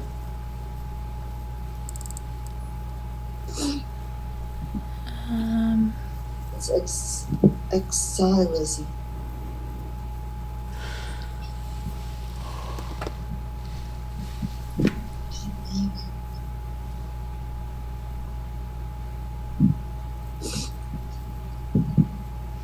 Maybe he made something. Maybe he concocted something. Said, "Hey, you want something really good? I made this." And then maybe it didn't go over well. Xylene can be swallowed, inhaled, smoked, or snorted, or injected into the muscle or vein. It can significantly increase the risk for fatal overdose by depressing the central nervous system, causing slow heart rate, reduced breathing, and sedation. No, not this. No, that's not the zombie drug is bath salts, but that's not the horse tranquilizers. That's two different things.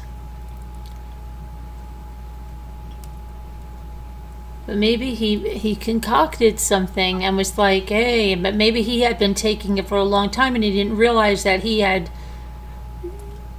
was used to it or something, and then they were all just like, There's also a zombie drug called Flocka.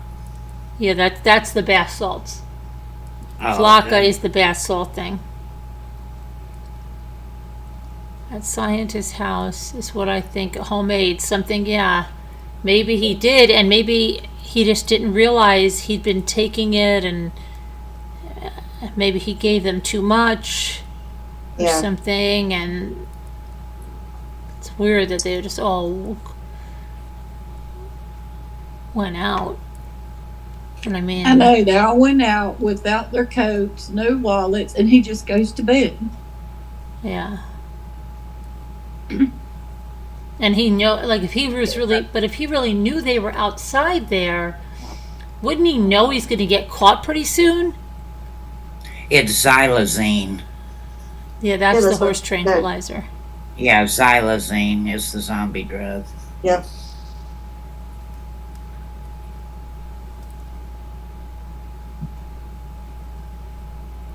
But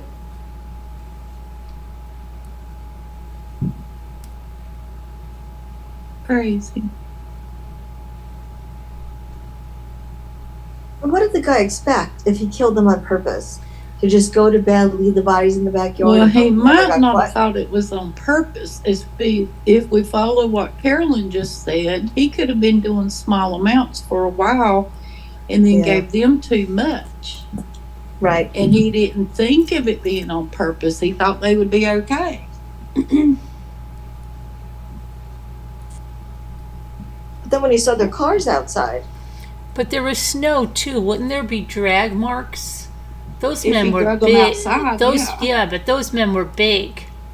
yeah, Right. One of those guys was a big guy. yeah, I don't think they were drugged outside. no.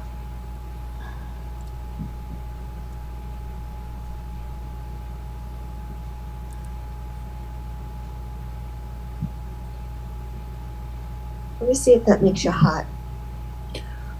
Yeah. That's what I'm thinking, that they all got hot and it's like, I gotta go outside and get some cool, fresh air. And the other guy said, well, they've gone, I'm going to bed. He didn't think nothing about it. They were all messed up. So he just locks the door and goes to bed.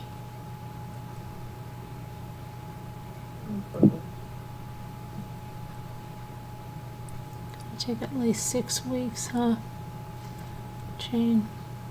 Well, what is also what would the coroner say them, or the medical examiner on the cause of death with the autopsy? They should be able to tell something, right? Even if they don't have the full toxicology. It just depends on if they had foam in the mouth and stuff like that. You know, I mean, that would be easily seen.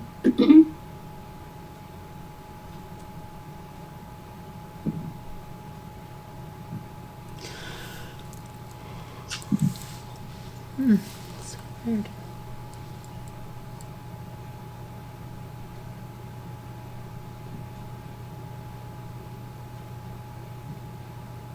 It's used for anesthesia.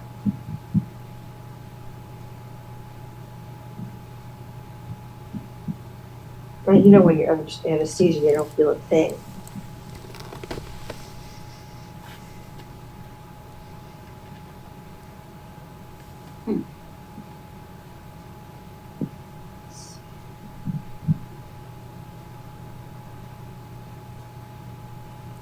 They said there was no injection marks. She thinks they said there. They had no obvious wounds, Jane said.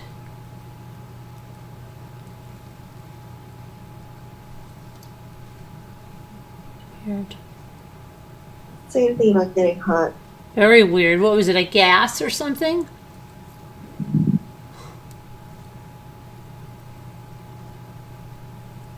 Causes coma.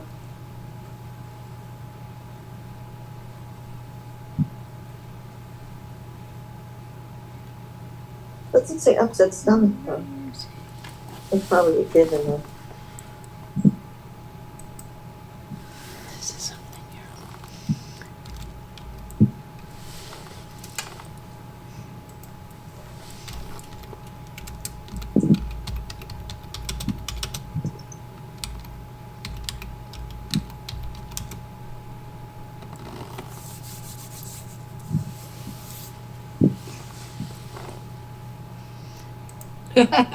Barbed wife. It's not approved for human consumption, but has become increasingly popular as a recreational drug. Barbed wife says, Willis, I think you have some explaining to do.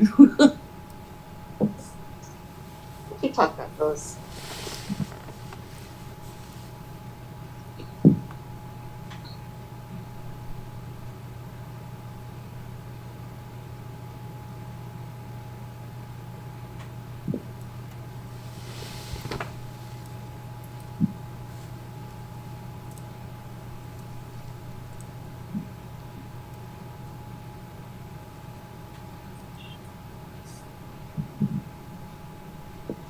Oh, nausea and vomiting it causes.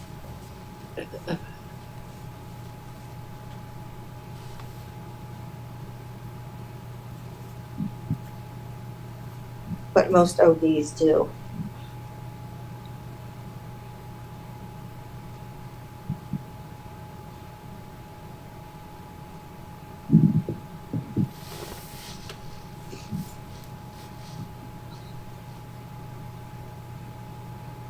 What was the temperature? Hang on. I heard it was extremely cold that day.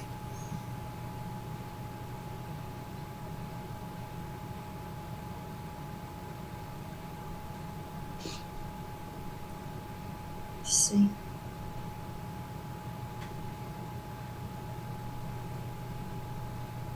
What state was it in?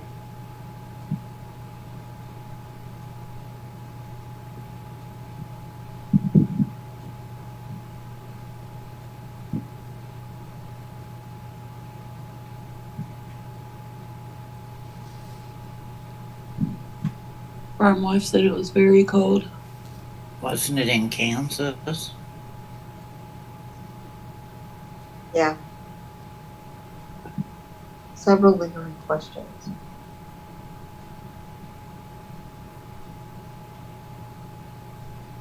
Kansas City Chiefs, yeah. Kansas.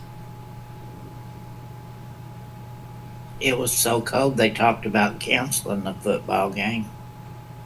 Missouri. Ooh. Oh, Farmhouse says Missouri.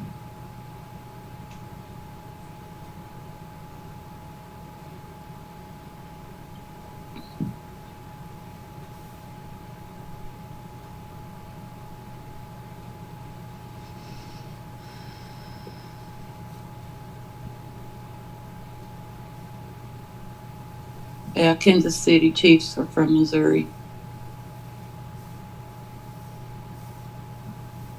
I This one says that he saw the guys leaving before he went to bed. And then, according to someone else's accounts, he fell asleep while the three were in the home.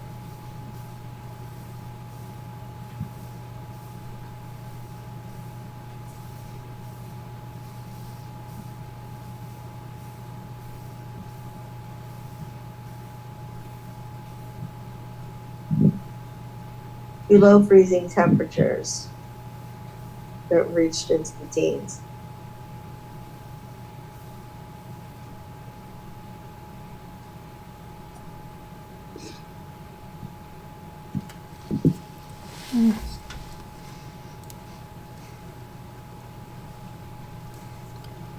Just reading about that execution. Ooh.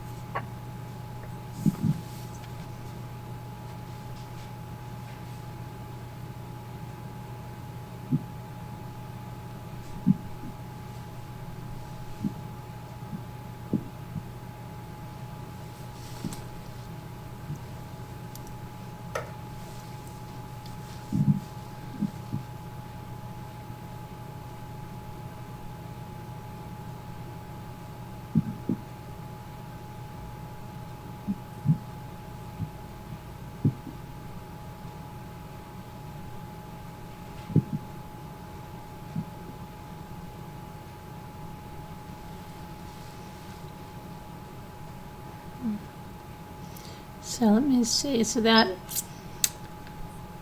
Charles Sennett, what happened to him? The minister who paid for that guy to murder his wife.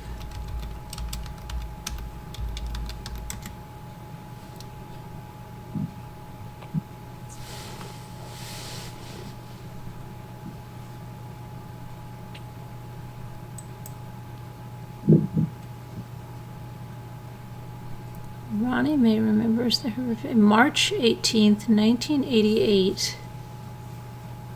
1988. He received a call from Charles Sennett, a Church of Christ pastor in Sheffield. Sennett claimed he found his wife Elizabeth dead in their home on Coon Dog Cemetery Road in Colbert County. She'd been stabbed and beaten with a fireplace implement in what, hold on a minute. Let's see here. In what investigators would soon conclude was a murder for hire, paid for by the pastor and staged to look like a home invasion. She fought it, and she fought hard, said the chief investigator. Let's see, it was horrific to me. You feel for the victim and what she went through, and the horror she went through in her last moments, and you feel for the family and the range of emotions. Let's see, Sennett's two sons, the horror and disbelief in their face. Let's see, the sons. Okay, but what happened to the father?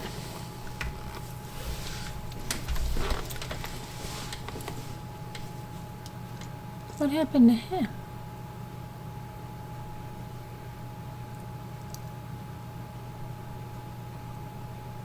Almost fell.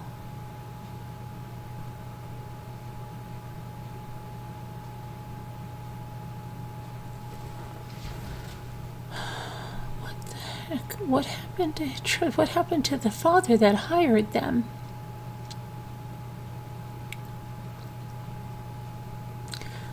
Okay, let me see here. Charles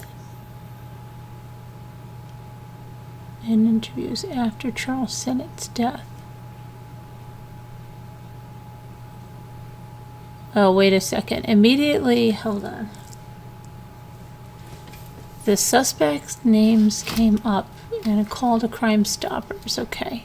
Finally, Sennett got up to leave the interrogation room, but stopped in the doorway when someone in the room wondered out loud whether they thought Sennett knew Kenny Smith. Sennett went beet red. Immediately after that interview, Sennett went straight to the home by the church where his sons and their families had gathered. He admitted to them that he had an affair and he was responsible for their mother's death. After telling his family, he walked outside to his old pickup truck, got in the front seat, and shot himself. Oh, stupid.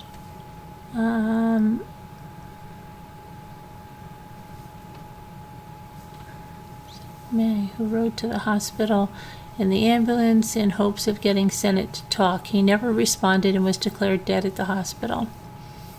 After that, investigators were able to get a search warrant for Smith's home. They found a VCR that had come from the Sennett's house. Okay, Smith and Parker both provided information about the death of Ms. Sennett in interviews.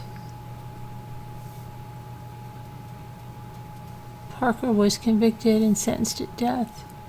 He was executed in 2010. Williams was convicted and sentenced to life. Wait a minute, that doesn't make sense. I am so lost.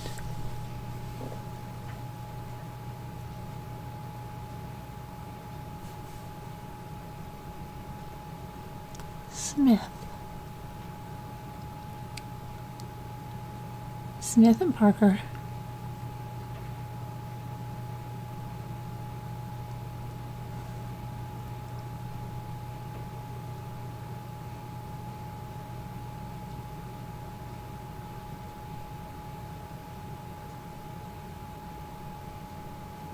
It's Williams.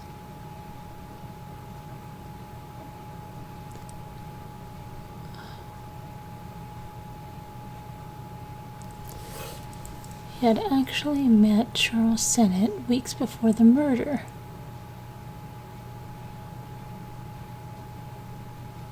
How many people?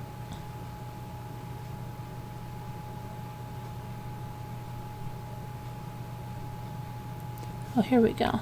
According to court records, Charles Sennett Sr. recruited Billy Gray Williams, who in turn recruited Smith and Parker to kill Sennett's wife.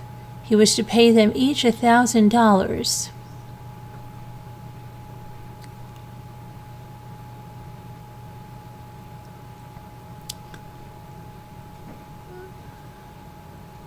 So the other guy, what did they all do?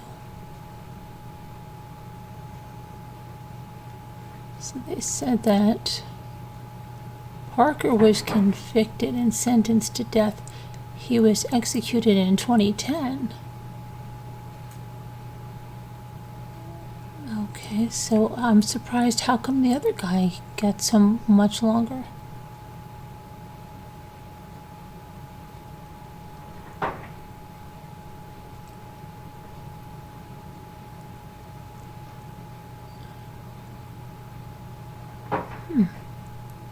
Original part as they stop the execution. Home in prison.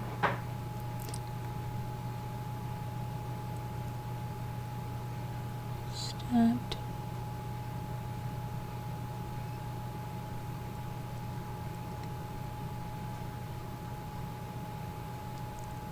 I don't know.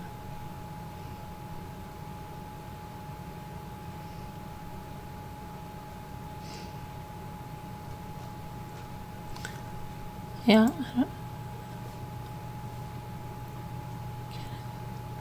I don't know. It's very weird to have the two people that committed them, well, actually three. I don't know.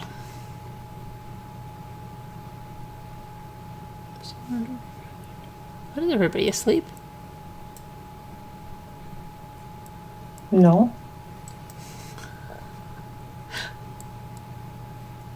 Well, maybe. I don't know. I don't know.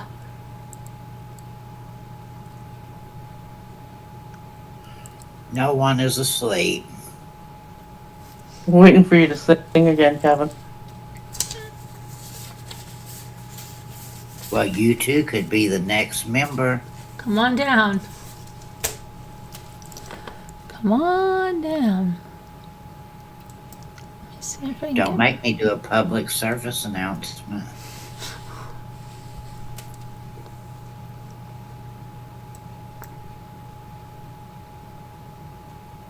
I can't get back to the live chat. Scooter, where are you?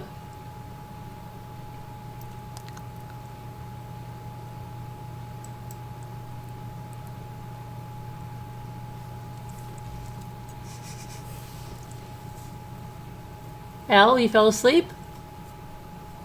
Scooter's hiding from the law. Yeah. Al's in a sugar coma, probably. Al's in the sugar coma.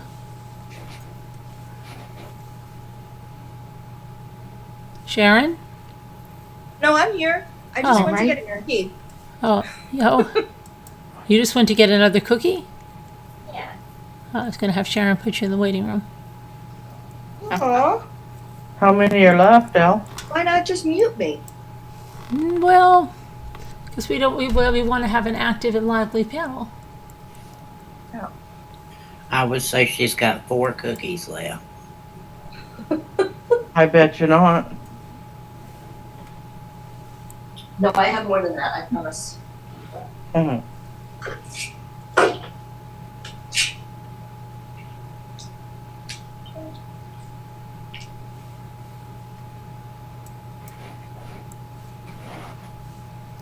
Okay, let's Where'd see. Scooter go? I don't know. No. I'm going to have to put her in the waiting room. There's Sharon. She's probably in a Candy Crush. Probably. It's ridiculous. Oh, so the two sides of Jennifer Crumbley got into a shouting match, so I'm going to look at that. Let me see what happened.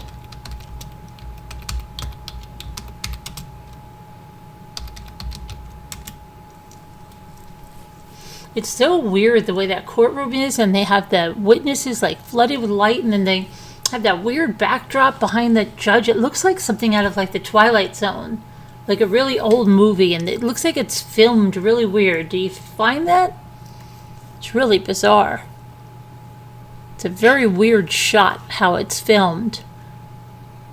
It seemed very cramped in there, too. Yeah, but it's just so weird. It looks like a bad Twilight Zone filming.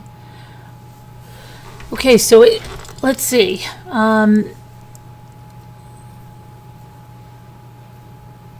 Text messages between the shooter and a friend with whom he described his mental health struggles and said his parents wouldn't get him the help he needed. During the shooter's Miller hearing, he admitted that his parents didn't know about his mental health struggles or that he was planning the shooting. I agree with the court. There's no case law, and that's why I am asking this court to make a decision to not allow these statements pursuant to the court rule because I have no way to defend them, Smith said. On Friday, the jury heard a deep dive into the family's digital footprint as the prosecution built their case on why they believe the mother of the Oxford High School shooter ignored signs that could have prevented the mass shooting and that killed 4 students. From the beginning, prosecutors made it clear there's nothing criminal about being bad parents. But what they did Friday was establish a pattern in the months and days leading to the shooting where the convicted killer told his mother he needed help, but she didn't do anything to address it. The entire day, the court heard from Ed Wagrowski, a computer crimes expert who pulled everything from the 7 phones investigators collected from the shooter and his parents. Prosecution honing in on messages sent in March 2021 when the shooter texted Jennifer Crumbley several times saying he was home alone, scared because he was hearing strange sounds and seeing demons. But his parents ignored those messages as they were too busy riding horses. The defense took exception to that. On Friday afternoon, the jury saw how Jennifer Crumbley and her husband responded in the aftermath of the mass shooting, including her deleting several messages while they were on the run. On Thursday, the prosecution and defense delivered opening statements and called But I thought that he said that she was freaking out because he wasn't home like within 2 minutes that when he was supposed to. That's what they said yesterday.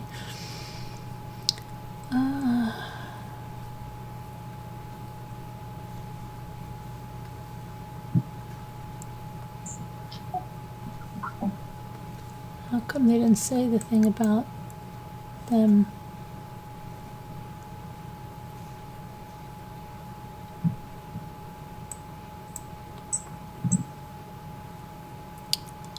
I'm not seeing them.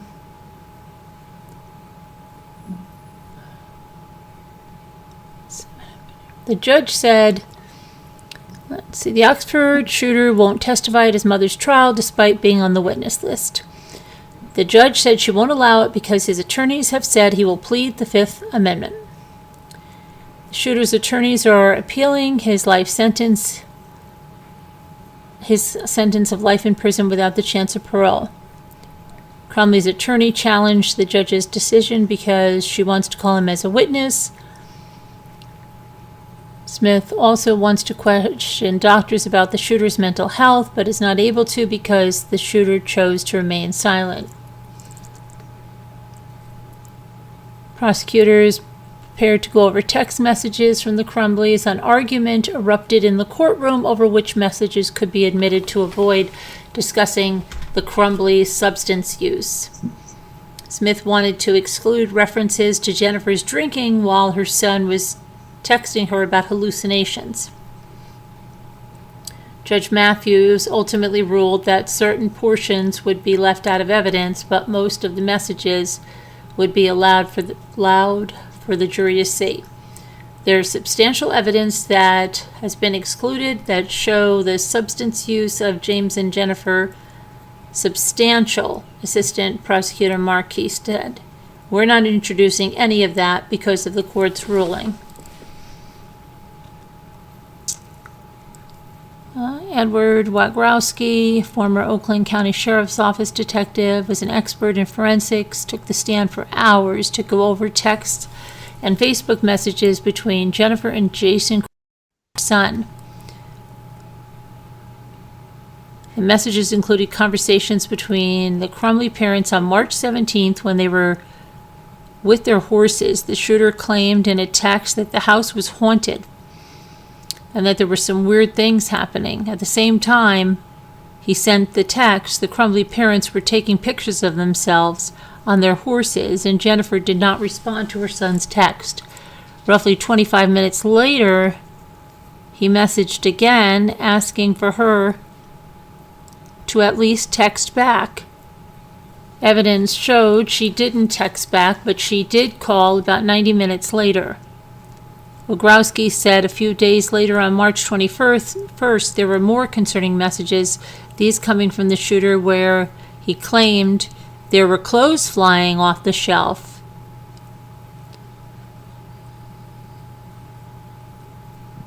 Jennifer didn't respond in the text convo for 2 days, but the phone log shows that she called roughly 4 hours later.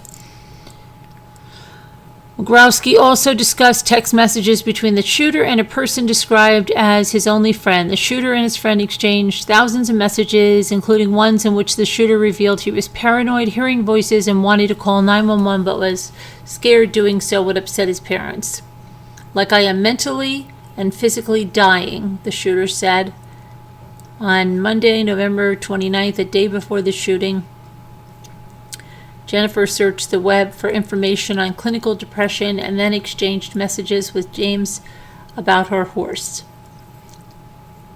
This is all at the same time the school found the shooter researching bullets on his phone. The school left a voicemail on Jennifer's phone where they discussed the conversation and what was said to the shooter. Jennifer listened to the voicemail while she was still messaging her husband about the horse. Jennifer then sent a text to her son. Seriously, looking up bullets in school? He admitted to it, said he was curious and that it was on his phone. He claimed it was harmless and believed he was going to not get into trouble about it. Jennifer asked if he showed them a picture of his new gun and then said, LOL, I'm not mad, but you have to learn not to get caught. Video screenshot showed Jennifer arriving at work at 9:04 a.m. the day of the shooting, but leaving an hour later. She left because she got an email from Oxford High School about a disturbing drawing that her son made depicting violence, and after she received a photo of the drawing, she sent it to James and other friends. Both James and Jennifer arrived at the school at 10:41 a.m. 11 minutes later, the shooter left the school's office and the Crumleys walked out. 6 minutes later, Jennifer texted a horse trainer about going to a horse riding lesson later that day. She also sent the picture her son drew, but said she still planned to go to the lesson. The two then discussed horse therapy for the shooter and thought it would be good treatment for the 15-year-old's mental health problems. By 11:24 a.m., Jennifer Crumbley was back at work. At 12:21, just 30 minutes before the shooter opened fire, she messaged her son to ask if he was okay. She told him he can talk about anything and they wouldn't judge. At 12:42, he said, "I know, I'm sorry for that, I love you." Jennifer didn't respond until after the shooting was made public. Over 30 minutes later, the active shooter alert went out to parents at 1:13. James Crumbley was making DoorDash deliveries after leaving the school and was in the Meyer parking lot near Oxford High School when the shooting alert came over. 2 minutes later, he immediately called Jennifer, who left work, and they talked for a few minutes on the phone. At the same time, she responded back to her son, "I love you too, are you okay?" 4 minutes later, she sent a 4-word text, "Ethan, don't do it." By 1:22, James was at their home in Oxford. Hold on a minute, something just happened to my timeline.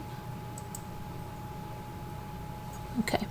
At 1:22, James was at their home in Oxford, about a mile away, and discovered the gun and ammo were gone, and told Jennifer that. In turn, she messaged her boss, said, "OMG, Andy, he's going to kill himself. He must be the shooter." At 1:34, James Crumbley called 911 to report the missing gun and told them that he believed his son had taken the gun to the school. Facebook messages were reviewed. Let's see. Jennifer's Facebook messages detail being on the run, we're effed. At 7:31 a.m. on December 2nd, Jennifer said, "We're on the run again. Helicopters, not sure where to. I'll message you." A few hours later, she said, "We're effed." Wogrowski said Jennifer later deleted those messages. In cross-examination, Smith went through much of the communication that was testified to earlier in the day. She focused on the exchange between James and Jennifer, saying that was sent the day the shooter had contacted his mother about hearing voices in the house. In the 3-string thread of text, Jennifer was voicing concern over the shooter. Jennifer said she was freaking out and asking if he was home yet. "I don't want him to do anything stupid," she wrote to James. Text messages between Jennifer and Kira Pennock, her friend, included a screenshot of what the defendant's social media about threats that were directed towards her. In another text, Pennock said, "I wish we had warning, something." Pennock later texted Jennifer to not come out to the barn over concerns about people that worked at the barn. She said if she did come, she should be escorted by police. Smith said that was an indication of safety concerns.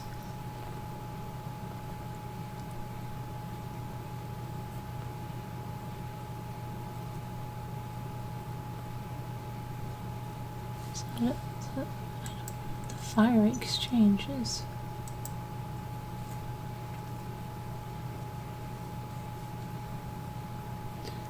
And they were asked to go home for the day because it was, I don't know. So that's crazy. The judge basically told him, "I'm out of here and y'all go home," because of the episode the lawyer had. Yeah, it's a crazy case. It's on the news continuously here.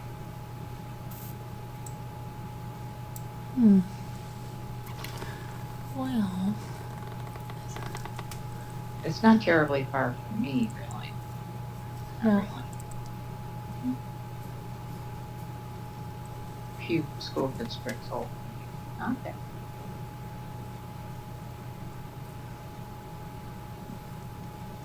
Waiting to get back to the chat room.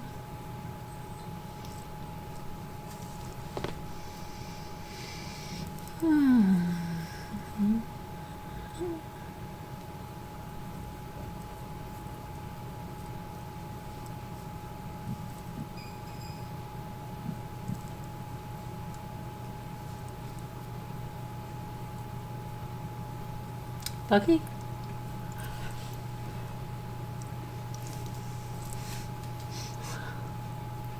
Carolyn, call her by her real name. Becky, wake up. Becky? Uh-oh. Uh-oh, what happened to Becky?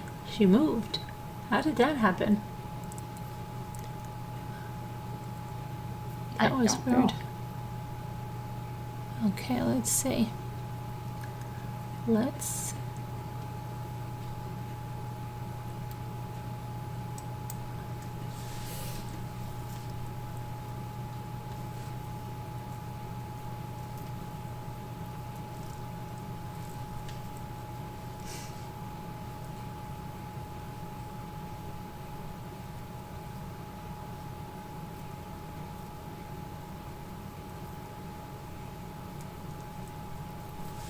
Okay. See if I can get back into the live chat. Live chat? Nope. Where did you go?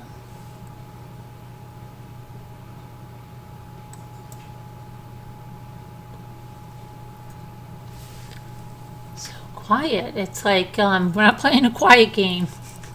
Sorry, everyone's on mute, so I went on mute. I know. We're gonna have to get a new panel up here of enthusiastic participants. Okay. I'll be a Okay. participant. I told you about replacing the real people with them damn AI bots. I know. I'm gonna get those people. Oh, I love talking. Sorry, I had to get the cat some treats, you know? Oh You dear. said that my stuff is staticky here, so. And here I've been taking great caution, not to move, not to do anything. No, I tried 3 pair of earbuds and it's not any better, so I'm not using any. I know. We don't need all that. We need you to vibrate your vocal cords and talk to the people. It's feast or famine. Either everybody's talking over each other or nobody's talking. This is true. You're so right. Simultaneously started talking.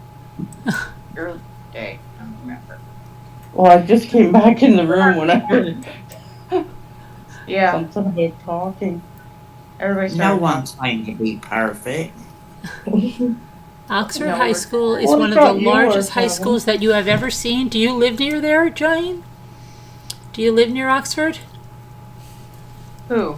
Jane said Oxford High School is one of the largest high schools I have ever seen. Really? That's what she says, yeah. Jane said Alabama is known as one of the roughest prisons in the U.S. Well, is there only one there? There's Holman, right? Or something? That's what they just said in the article. But there's got to be more than one prison in the state of Alabama.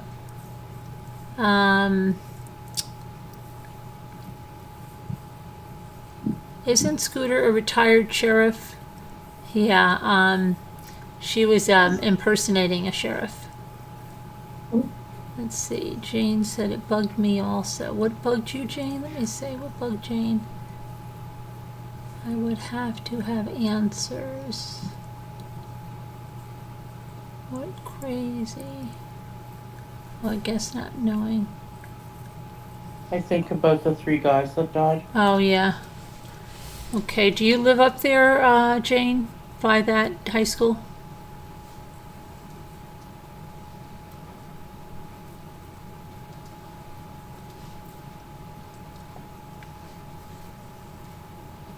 Is that near a rural part of Michigan where they could go horseback riding? Yes. Well, I mean, you can do it here too. Mm-hmm. It just depends on where you're at in certain areas. If you're on the edge of it, yeah. I mean, I'm a block from a dirt road, Mm-hmm. which is mostly where you see them riding horses, on the dirt road. Go ahead and dox yourself, Sharon. It's okay. Well, how am I doxing myself? There's dirt She's road. about a block from a dirt road somewhere in America. Yeah, they're gonna know where that dirt road is located. They're gonna look up Right. all the dirt roads there in your state Yeah. and then We narrow don't- it down one by one. I've got friends in Oxford. Okay, let's see. Manager says, oh, that's right. She was impersonating a sheriff until Kevin became her manager and straightened her out. Yeah, and then she went to do an OnlyFans. Oh, that's true. And the sheriff days were over. She's doing that right now, I think. Yeah, because she'd have to have a badge, and she has nothing to pin it on when she does OnlyFans. I am still a full-time sheriff. Thank you very much. I'm feeling her out. Really? Yes. I sure am. I thought it was when you were in your OnlyFans, you're not able to pin the sheriff's badge anywhere since you're not wearing anything. Oh, yeah, when I'm doing my OnlyFans, exactly, yeah. Yeah. Then you can't be a I'm sure sheriff. I'm done. Yeah.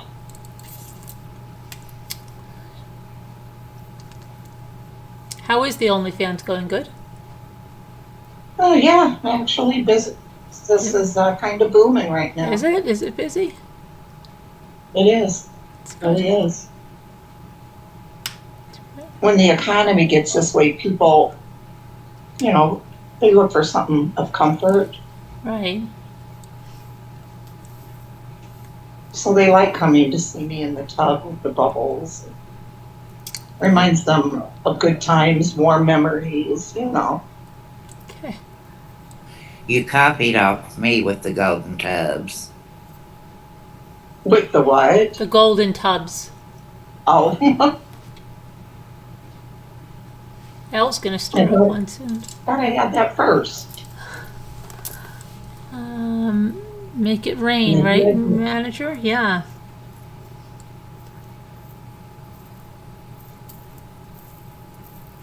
Hi, Tina. Jane, did you Right. answer her? Make me want to bust into the song Memories when you say make it rain.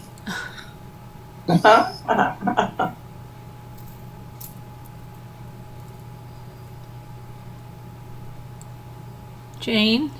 Where'd Jane go? She didn't answer me.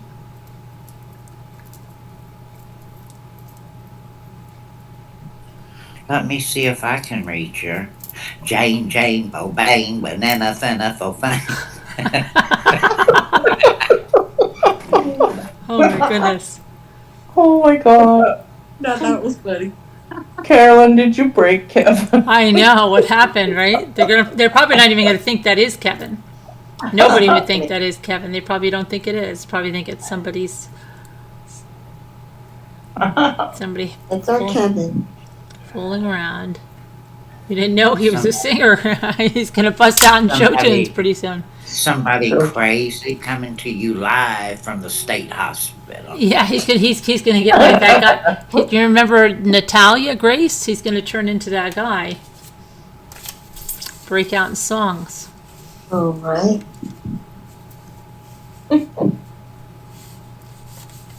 What did that guy say? We're all being abused. Yes, we were all. We were all abused.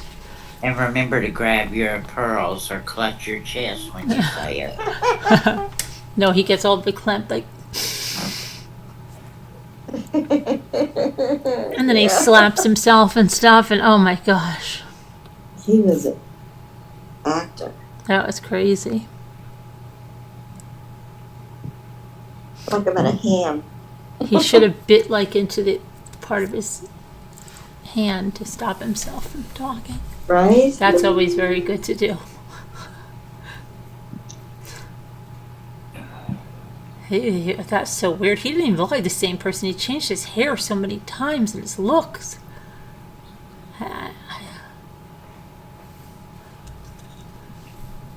No, you don't live near there? Oh, but you saw that? Okay, got it.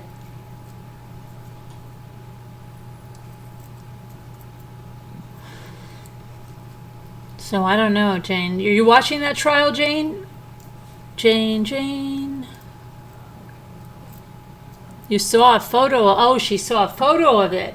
You saw it on TV.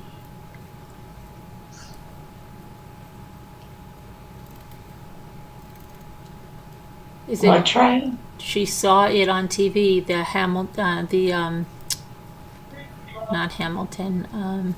She's put home. Don't say it. Orbits. No. Oxford. Holman. Is that the only prison in Alabama, Jane? Isn't that the prison that's really overcrowded and there's fires all the time?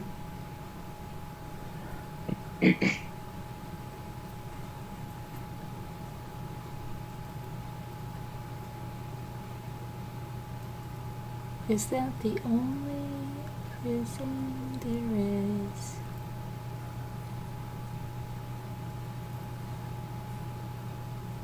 No, you saw a photo of it. Okay. No, but I mean the prison in the Holman prison. Is that where the execution was today?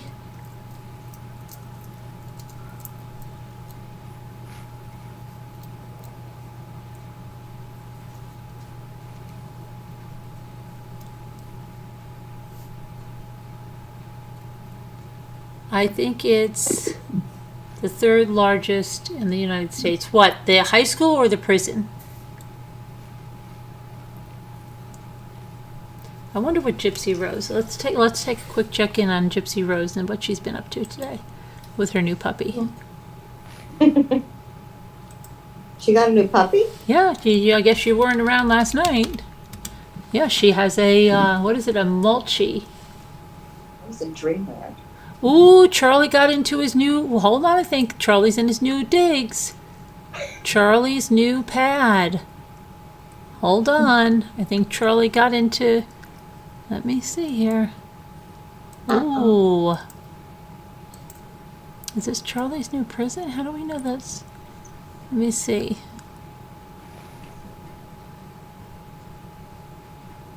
I wonder if that's his.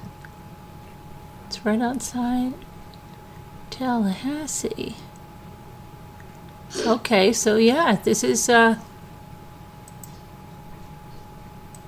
me see. Doesn't sound quite as nice as Gypsy's. She said she had a door and she didn't have bars and all that jazz. Here's where Charlie's going. Charlie Adelson's new house there. Uh-oh, what happened? Hold on. Lost my thingy here. Where'd you go? Where'd you go? Do you really want us to do that, Carolyn? What? We're not coming up on each side of you, turning our cameras on and doing jazz hands. Oh my goodness. Where did you go? Oh, Kevin.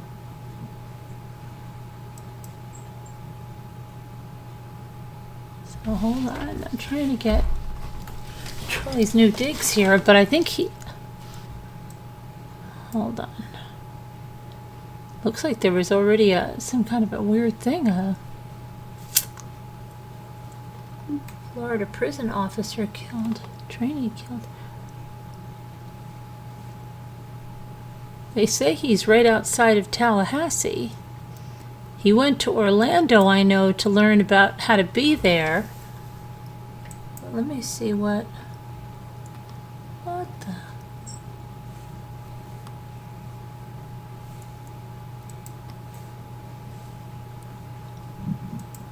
Hold on.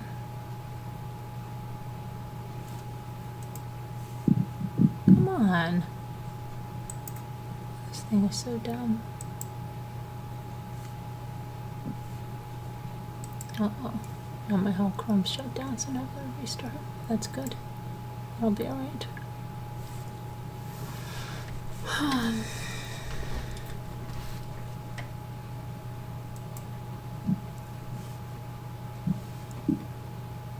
Scooter, you don't follow Charlie Adelson? Yes, I do. I thought you were writing to him. Oh, please. You told me you were to see if you'd get a response.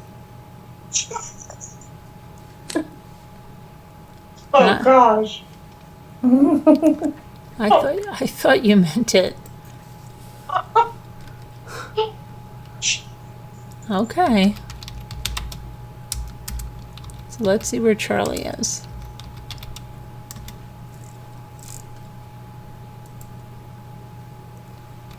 I did see that in Reddit, I think, last night.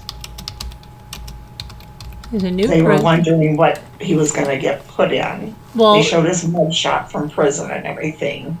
it looks. Let's see.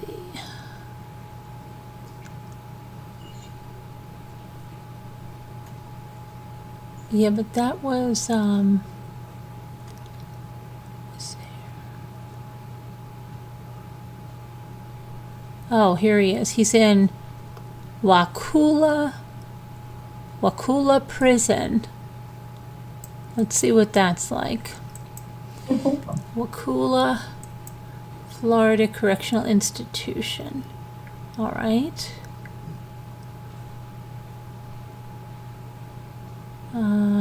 Here's where he is. He's in Wakula.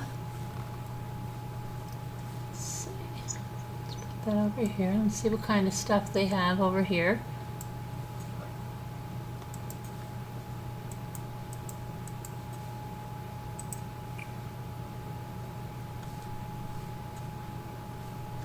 Okay, so this is through downtown Tallahassee, 4.5 miles. So it's right outside of Tallahassee. That's crazy. They have academic programs, adult basic education, adult literacy. They have college correspondence courses, English as a second language, general education development, and modern keyboarding. Do they have a pool? I don't think so. They have web development. They have substance abuse programs. They have chaplaincy programs. You can apostolic Bible study at the altar of sexual idolatry, Catholic study, chapel library, Christian apologetics. Oh wow, look at all this stuff. Jewish Sabbath, Jewish holy days, meditation, mentoring, Vital Truth Bible study. They have betterment programs, 7 habits of highly effective people. I think, isn't this where Gypsy got something? Beyond anger, bookkeeping, boundaries, civics 101 and 911, civics, restoration of civil rights, commitment to change, creative writing, credit and department management, develop a business concept, employability, faith and character core courses, Gavel Club, House of Healing, Library, Life Mapping, Dr. John Maxwell Leadership Course, Personal Finance Investment, Quest Program, Small Business Concepts, Thinking for Change, Trauma Recovery, and the Veterans Program. Oh boy. I don't think. They have a photo gallery of visiting information. I wonder.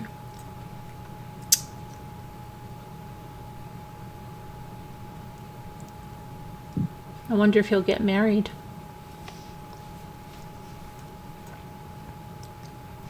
Can I visit on a holiday? All the letters will get written in What jail. clothing is not allowed in the institution? Halter tops or braless attire. Not. I'll tell you what decides if he gets married or not if they have those visits. A conjugal. Underwear type t-shirts or tank tops. Fishnet clothing. Don't you dare think of wearing that in there. Skin tight clothing. Get out of here. Shoes with removable parts. See-through fabric without an undergarment. Dresses, skirts, or shorts that are more than 3 inches above the knee. Don't be coming in with that. Clothing with a threatening picture or language, any camouflage stuff, or any clothing with metal. What I can't bring? What baby items can I bring? You can bring in a maximum of 5 diapers. Don't dare come in here with 6 diapers. 3 plastic baby bottles or 2 sippy cups. 1 clear plastic baby pacifier. 3 clear plastic jars of baby food with the original seal intact and baby wipes or towelettes. You may bring in an infant baby carrier or 1 set of infant clothing and 1 non-quilted baby blanket. You can bring up to $50 in $1, $5, $10, and $20 denominations only, or silver change. What do you mean silver change? You can't bring a penny? Per visitor, regardless of age, to purchase snacks and beverages from visiting park canteens or vending machines. Okay. What else? You may bring a vehicle key if necessary to operate your vehicle. However, keyless entry devices are not permitted unless the duty warden or designee determines that the device is the only means for the visitor to access the vehicle and it does not pose a threat to institutional security. What would that pose a threat? What if I need to bring my prescription medication? You may bring in medication, but only the dosage necessary. The medication must be in the original prescribed container and must be clearly marked. What if I require injections? What?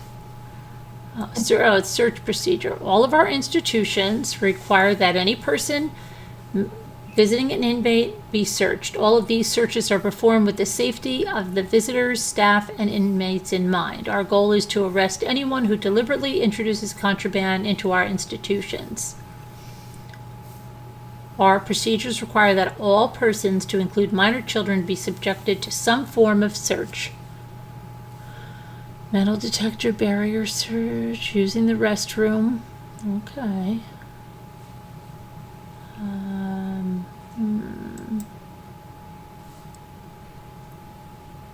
Oh, escape notice. Somebody escaped. Let's see. All right, let's see some photos of. If they have those visits, he'll be getting married. I'm going to see if they have conjugal visits. Let me see. But I think, do you have to be married before? No, you don't have to be married before, right? I don't think so. Okay, let's see. Inmate visitation. Let's see if they have this. I just put in that, and we'll see if they have conjugal visits.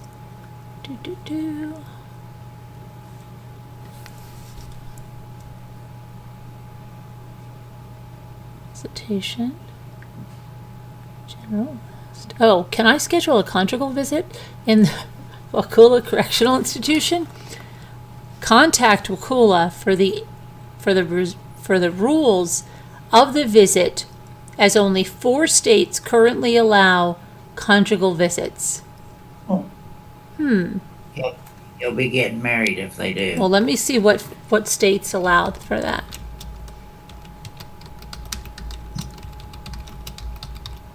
He'll be asking for a transfer. They're allowed in California, Connecticut, Washington, and New York.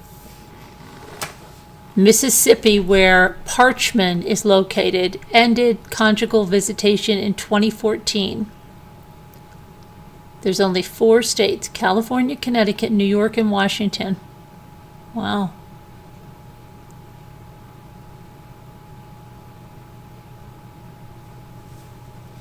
I Interesting. think it's depending on the crime.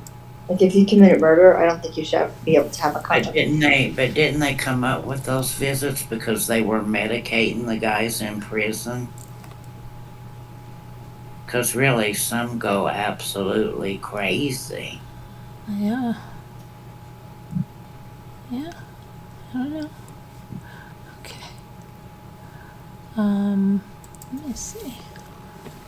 Cool. Maybe he can start a dental program in the prison. I know, right? I'm sure he will.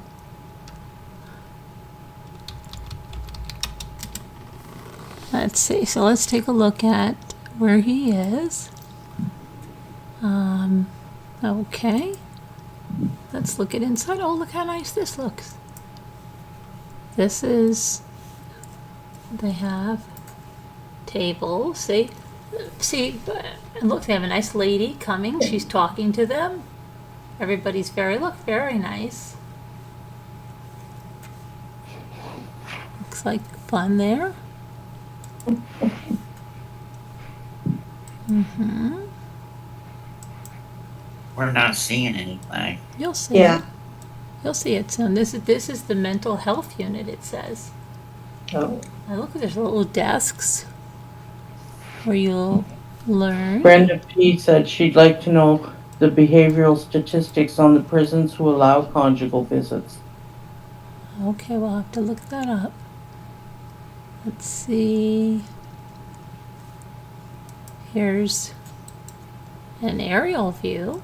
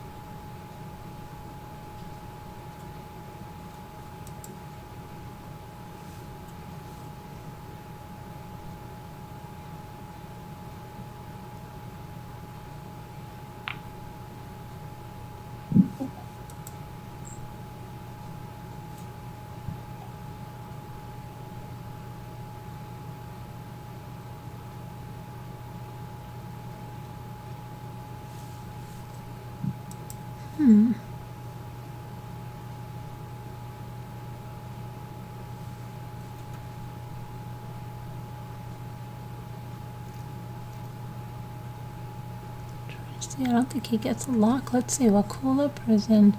He's going to be in protective custody.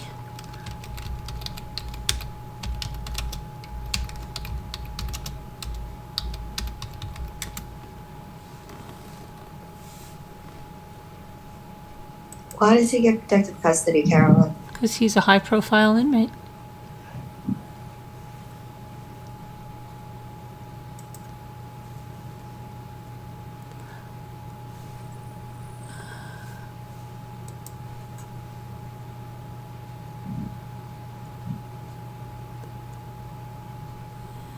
Where's his?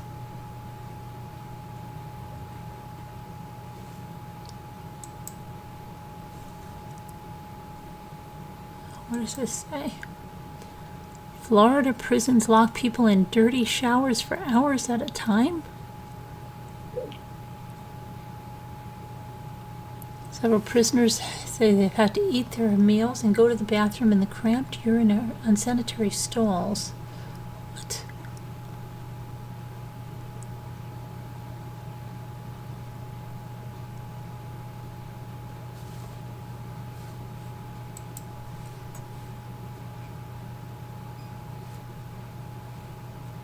Florida prisons are miserable. They're even worse. Let's see.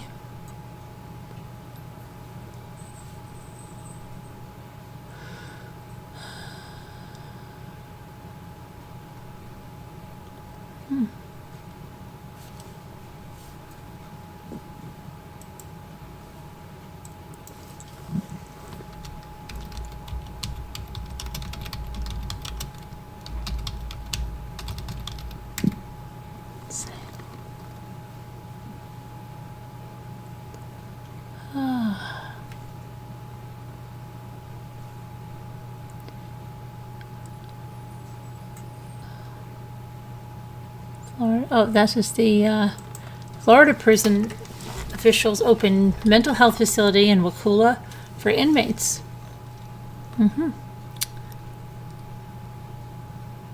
Florida Department of Corrections has opened a new mental health facility in Wakula County. Residential care treatment facility will be housed at the Wakula Correctional Institution Annex. With 4 dorm rooms, it's set up to house 540 inmates. This new mental health care facility is more than 2 years in the making. One of our biggest liabilities right now in the prison system is mental health and the increase in our severely mentally ill inmates. But if we can stabilize our inmate population and get them healthier mentally, they can go back to the community and communities are safer. Well, he's not going back to the community, but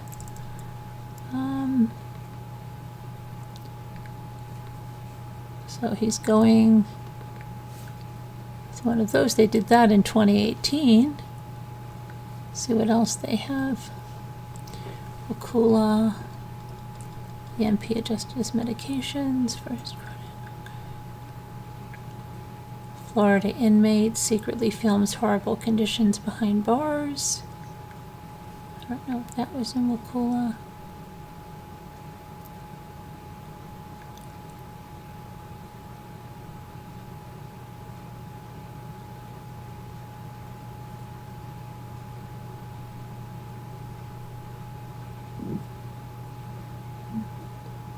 It might not be really a cushy place.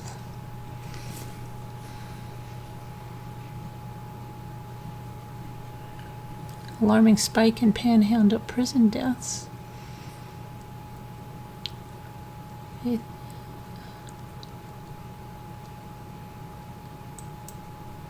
Let's see what this says.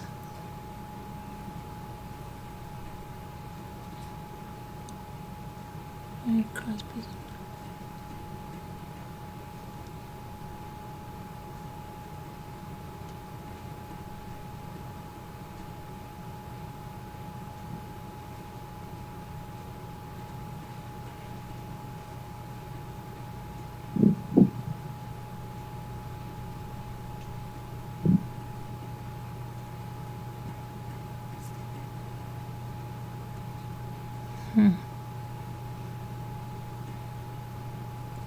I don't know, it doesn't look that. So they didn't say no. So they didn't say no on those visits. Well, so. yeah, no, only 4 states have them, and Florida is not one. So. But didn't they say contact them? Yeah, but I don't think they're having them. Let's see. He's.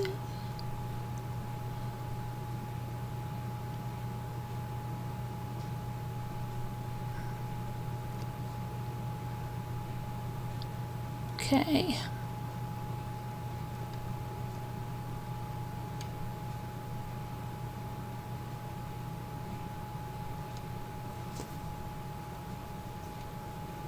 Let's see here.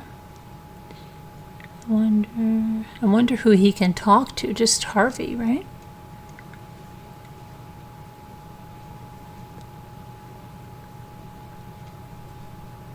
Charlie is in prison in the county. Sure.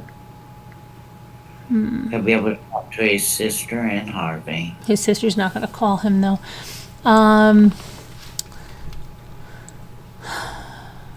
He's back close to his mother. He's not far away from her. I wonder where she'll go.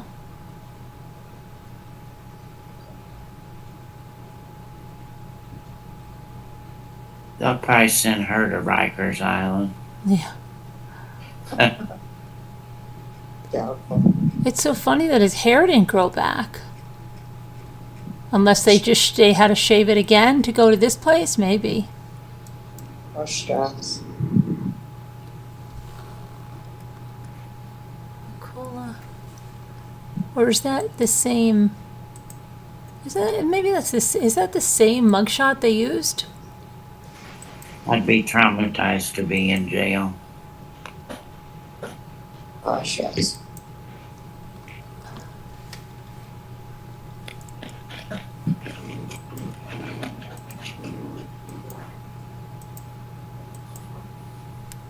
There it is. That looks like the same mugshot, doesn't it?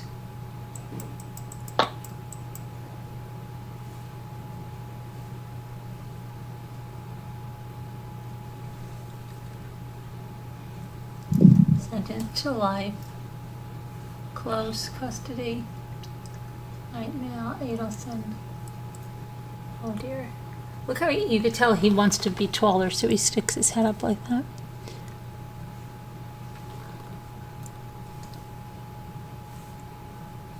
Interesting.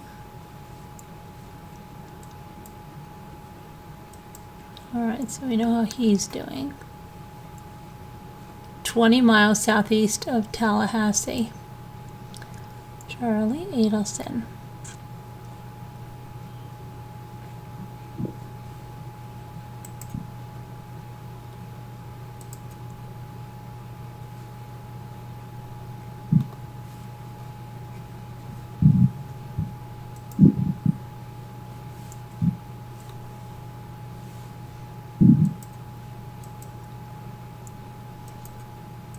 Let's see.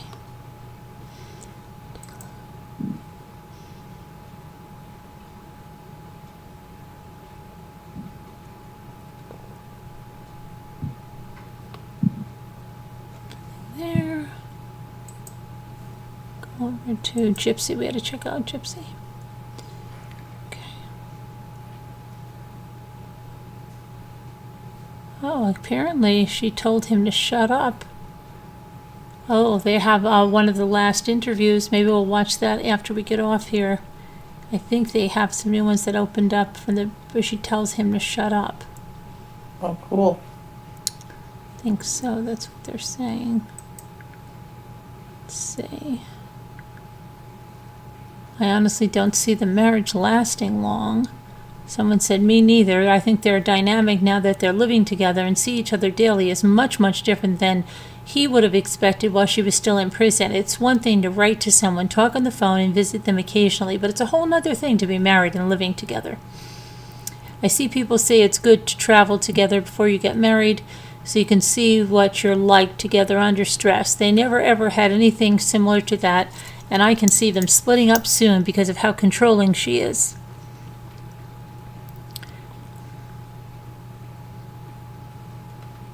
It won't last long. They don't even know each other. I'm not trying to be negative or harsh, but they married after being prison pen pals for a relatively short amount of time.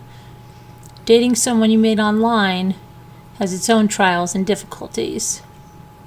Thanks.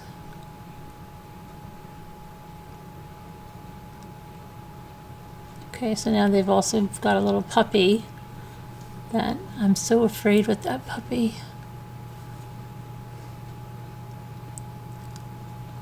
Let's see.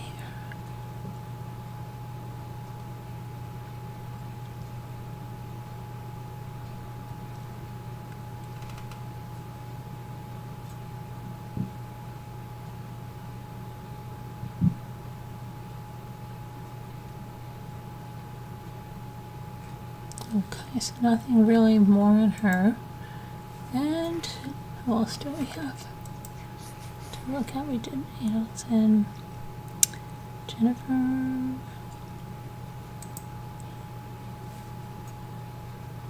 Yeah, our Gypsy's husband, I'd be afraid, very afraid.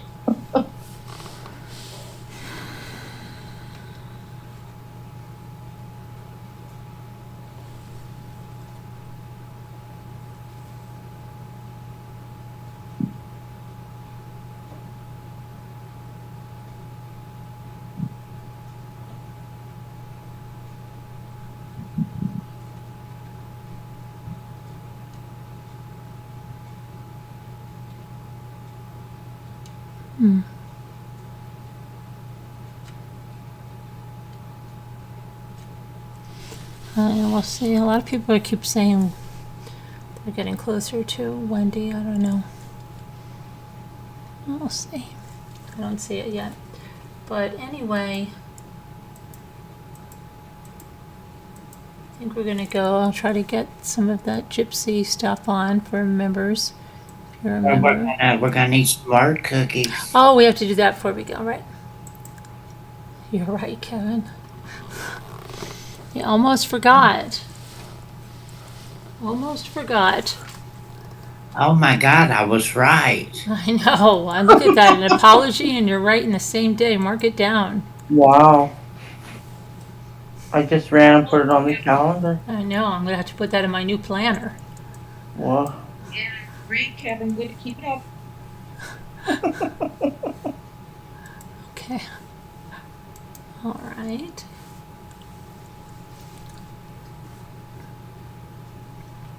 Scooter, how's the Candy Crush going? Are we going to do any shopping? I'm not playing it. You're not playing it? Nope. No, I'm not. Oh, okay. All right, let me see now. Live. Get into Scooter, it. the way you said that sounds like you're out of coins. Or are you on your 48-hour ban? Uh-oh, what did I do to the word cookies? No. Just sitting here all relaxed. Do you play Sleepy. Do you play word cookies anymore? Our word cookies keeps closing. Yeah, I do. Yeah. Not really, right? Well, no, I do, but yeah. Not as much as I used to, but I do. Okay. Dave just got that TV so freaking loud as usual. He needs a miracle ear. You should get him one. Yeah, I know.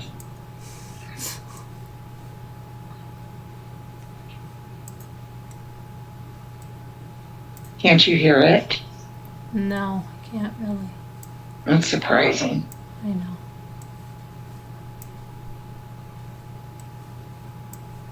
Sirens and everything going on. Why? On this movie. Oh, I was going to say, if they're where you are, aren't you really worried? Because that's sirens and everything.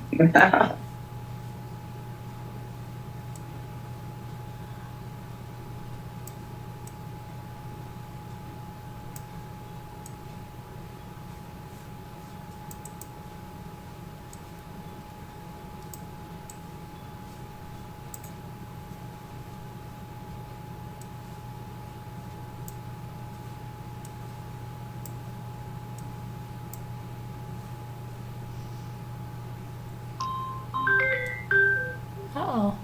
Who's calling you? I don't know. Not me. Oh, it's Sharon's concierge.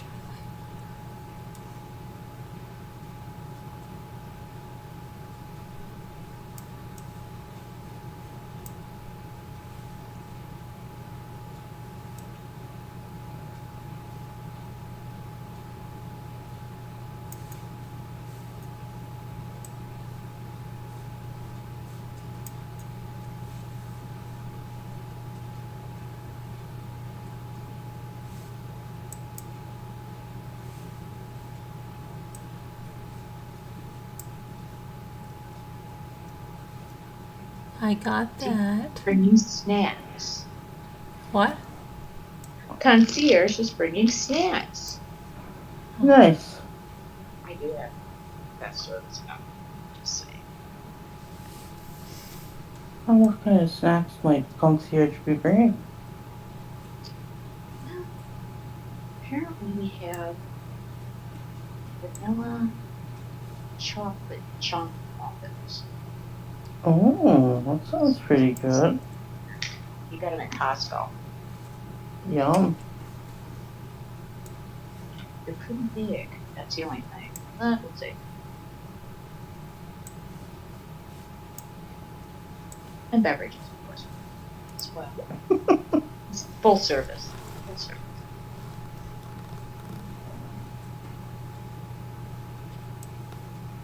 For real full service, as you know.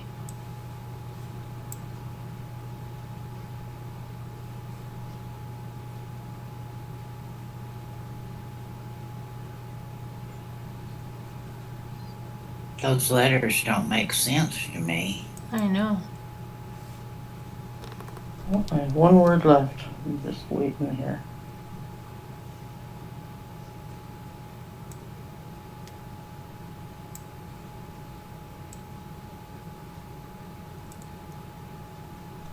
What are the letters, Kevin? Got all those. Yeah, me too, Jane. I just hope she's okay with it, you know, and that she doesn't try to hurt it. Margot, what are the letters?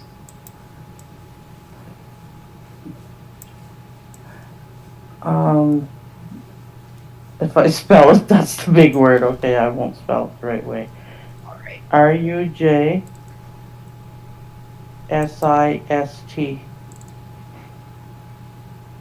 Oh, that's easy. We're done with that. You're But it's jurist, right? Yeah. I get these two over here. There, mine's done too. Woohoo. What did you say there is about Gypsy Rose? What were you gonna watch? The Lifetime Confessions. There's some new episodes. Oh, okay. Cool.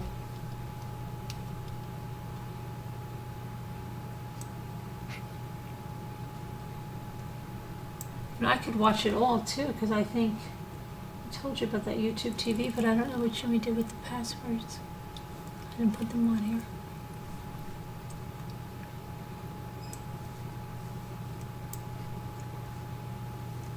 Oh, look at you, Kevin, being all smart.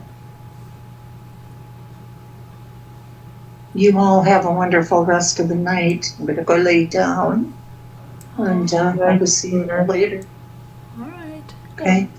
Okay. Sweet dreams. Have fun All with right. Candy Crushing. Love you. Have a good Love you crush. too. Bye-bye. I'm not playing candy. Have a I'm good not crush. playing it right now. Have a good crush. I'm really not. Okay. I'm not. Okay. I'm not. Okay. I'm not. All right. I believe you. Doesn't it sound like I believe you? Iffy. Iffy. Yeah. Huh? Not so much. I don't think she told any of us she loves us, did she? What's that? I don't think she said that she loved any of us. Yes, you did. Oh, she Yeah, did? she said love yous. Oh, did she? Uh-huh. Okay. Scooter, you owe me. See?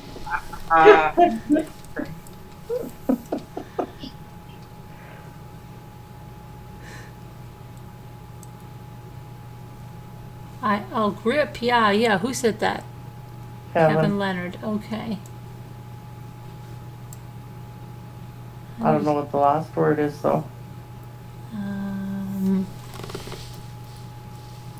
Prodigy.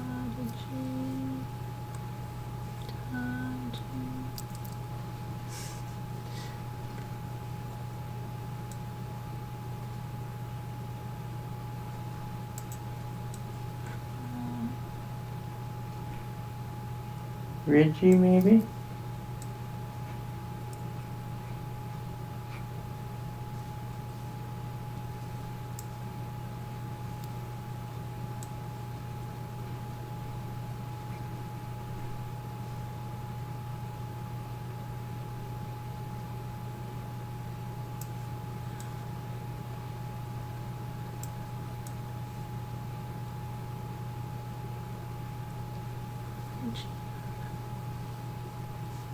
Rigid. No, we'd only have one.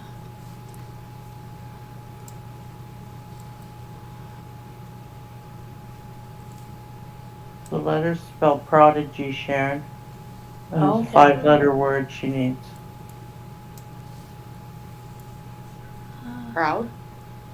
No, you. Proud.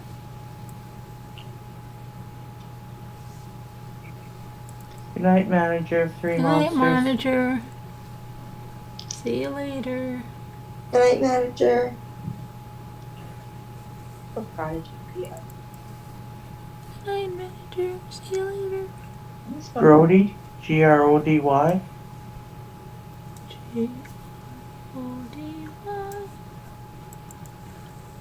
Nope, extra word.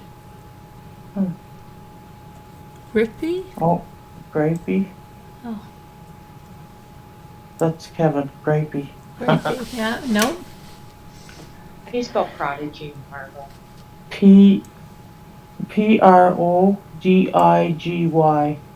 what I wrote it down. Right. Podgy, Podgy. Haji. Yeah. I want to say Podgy. pudgy, but Oh. All right, we'll leave it on that note. A good note. All right, everybody. Thanks for joining us tonight. We'll see you later. Everybody have a good one. God bless. Prayers and be good. See you tomorrow. Brittany. oh, it was Love you. podgy. It was. Haji? Good night, everybody. It was podgy.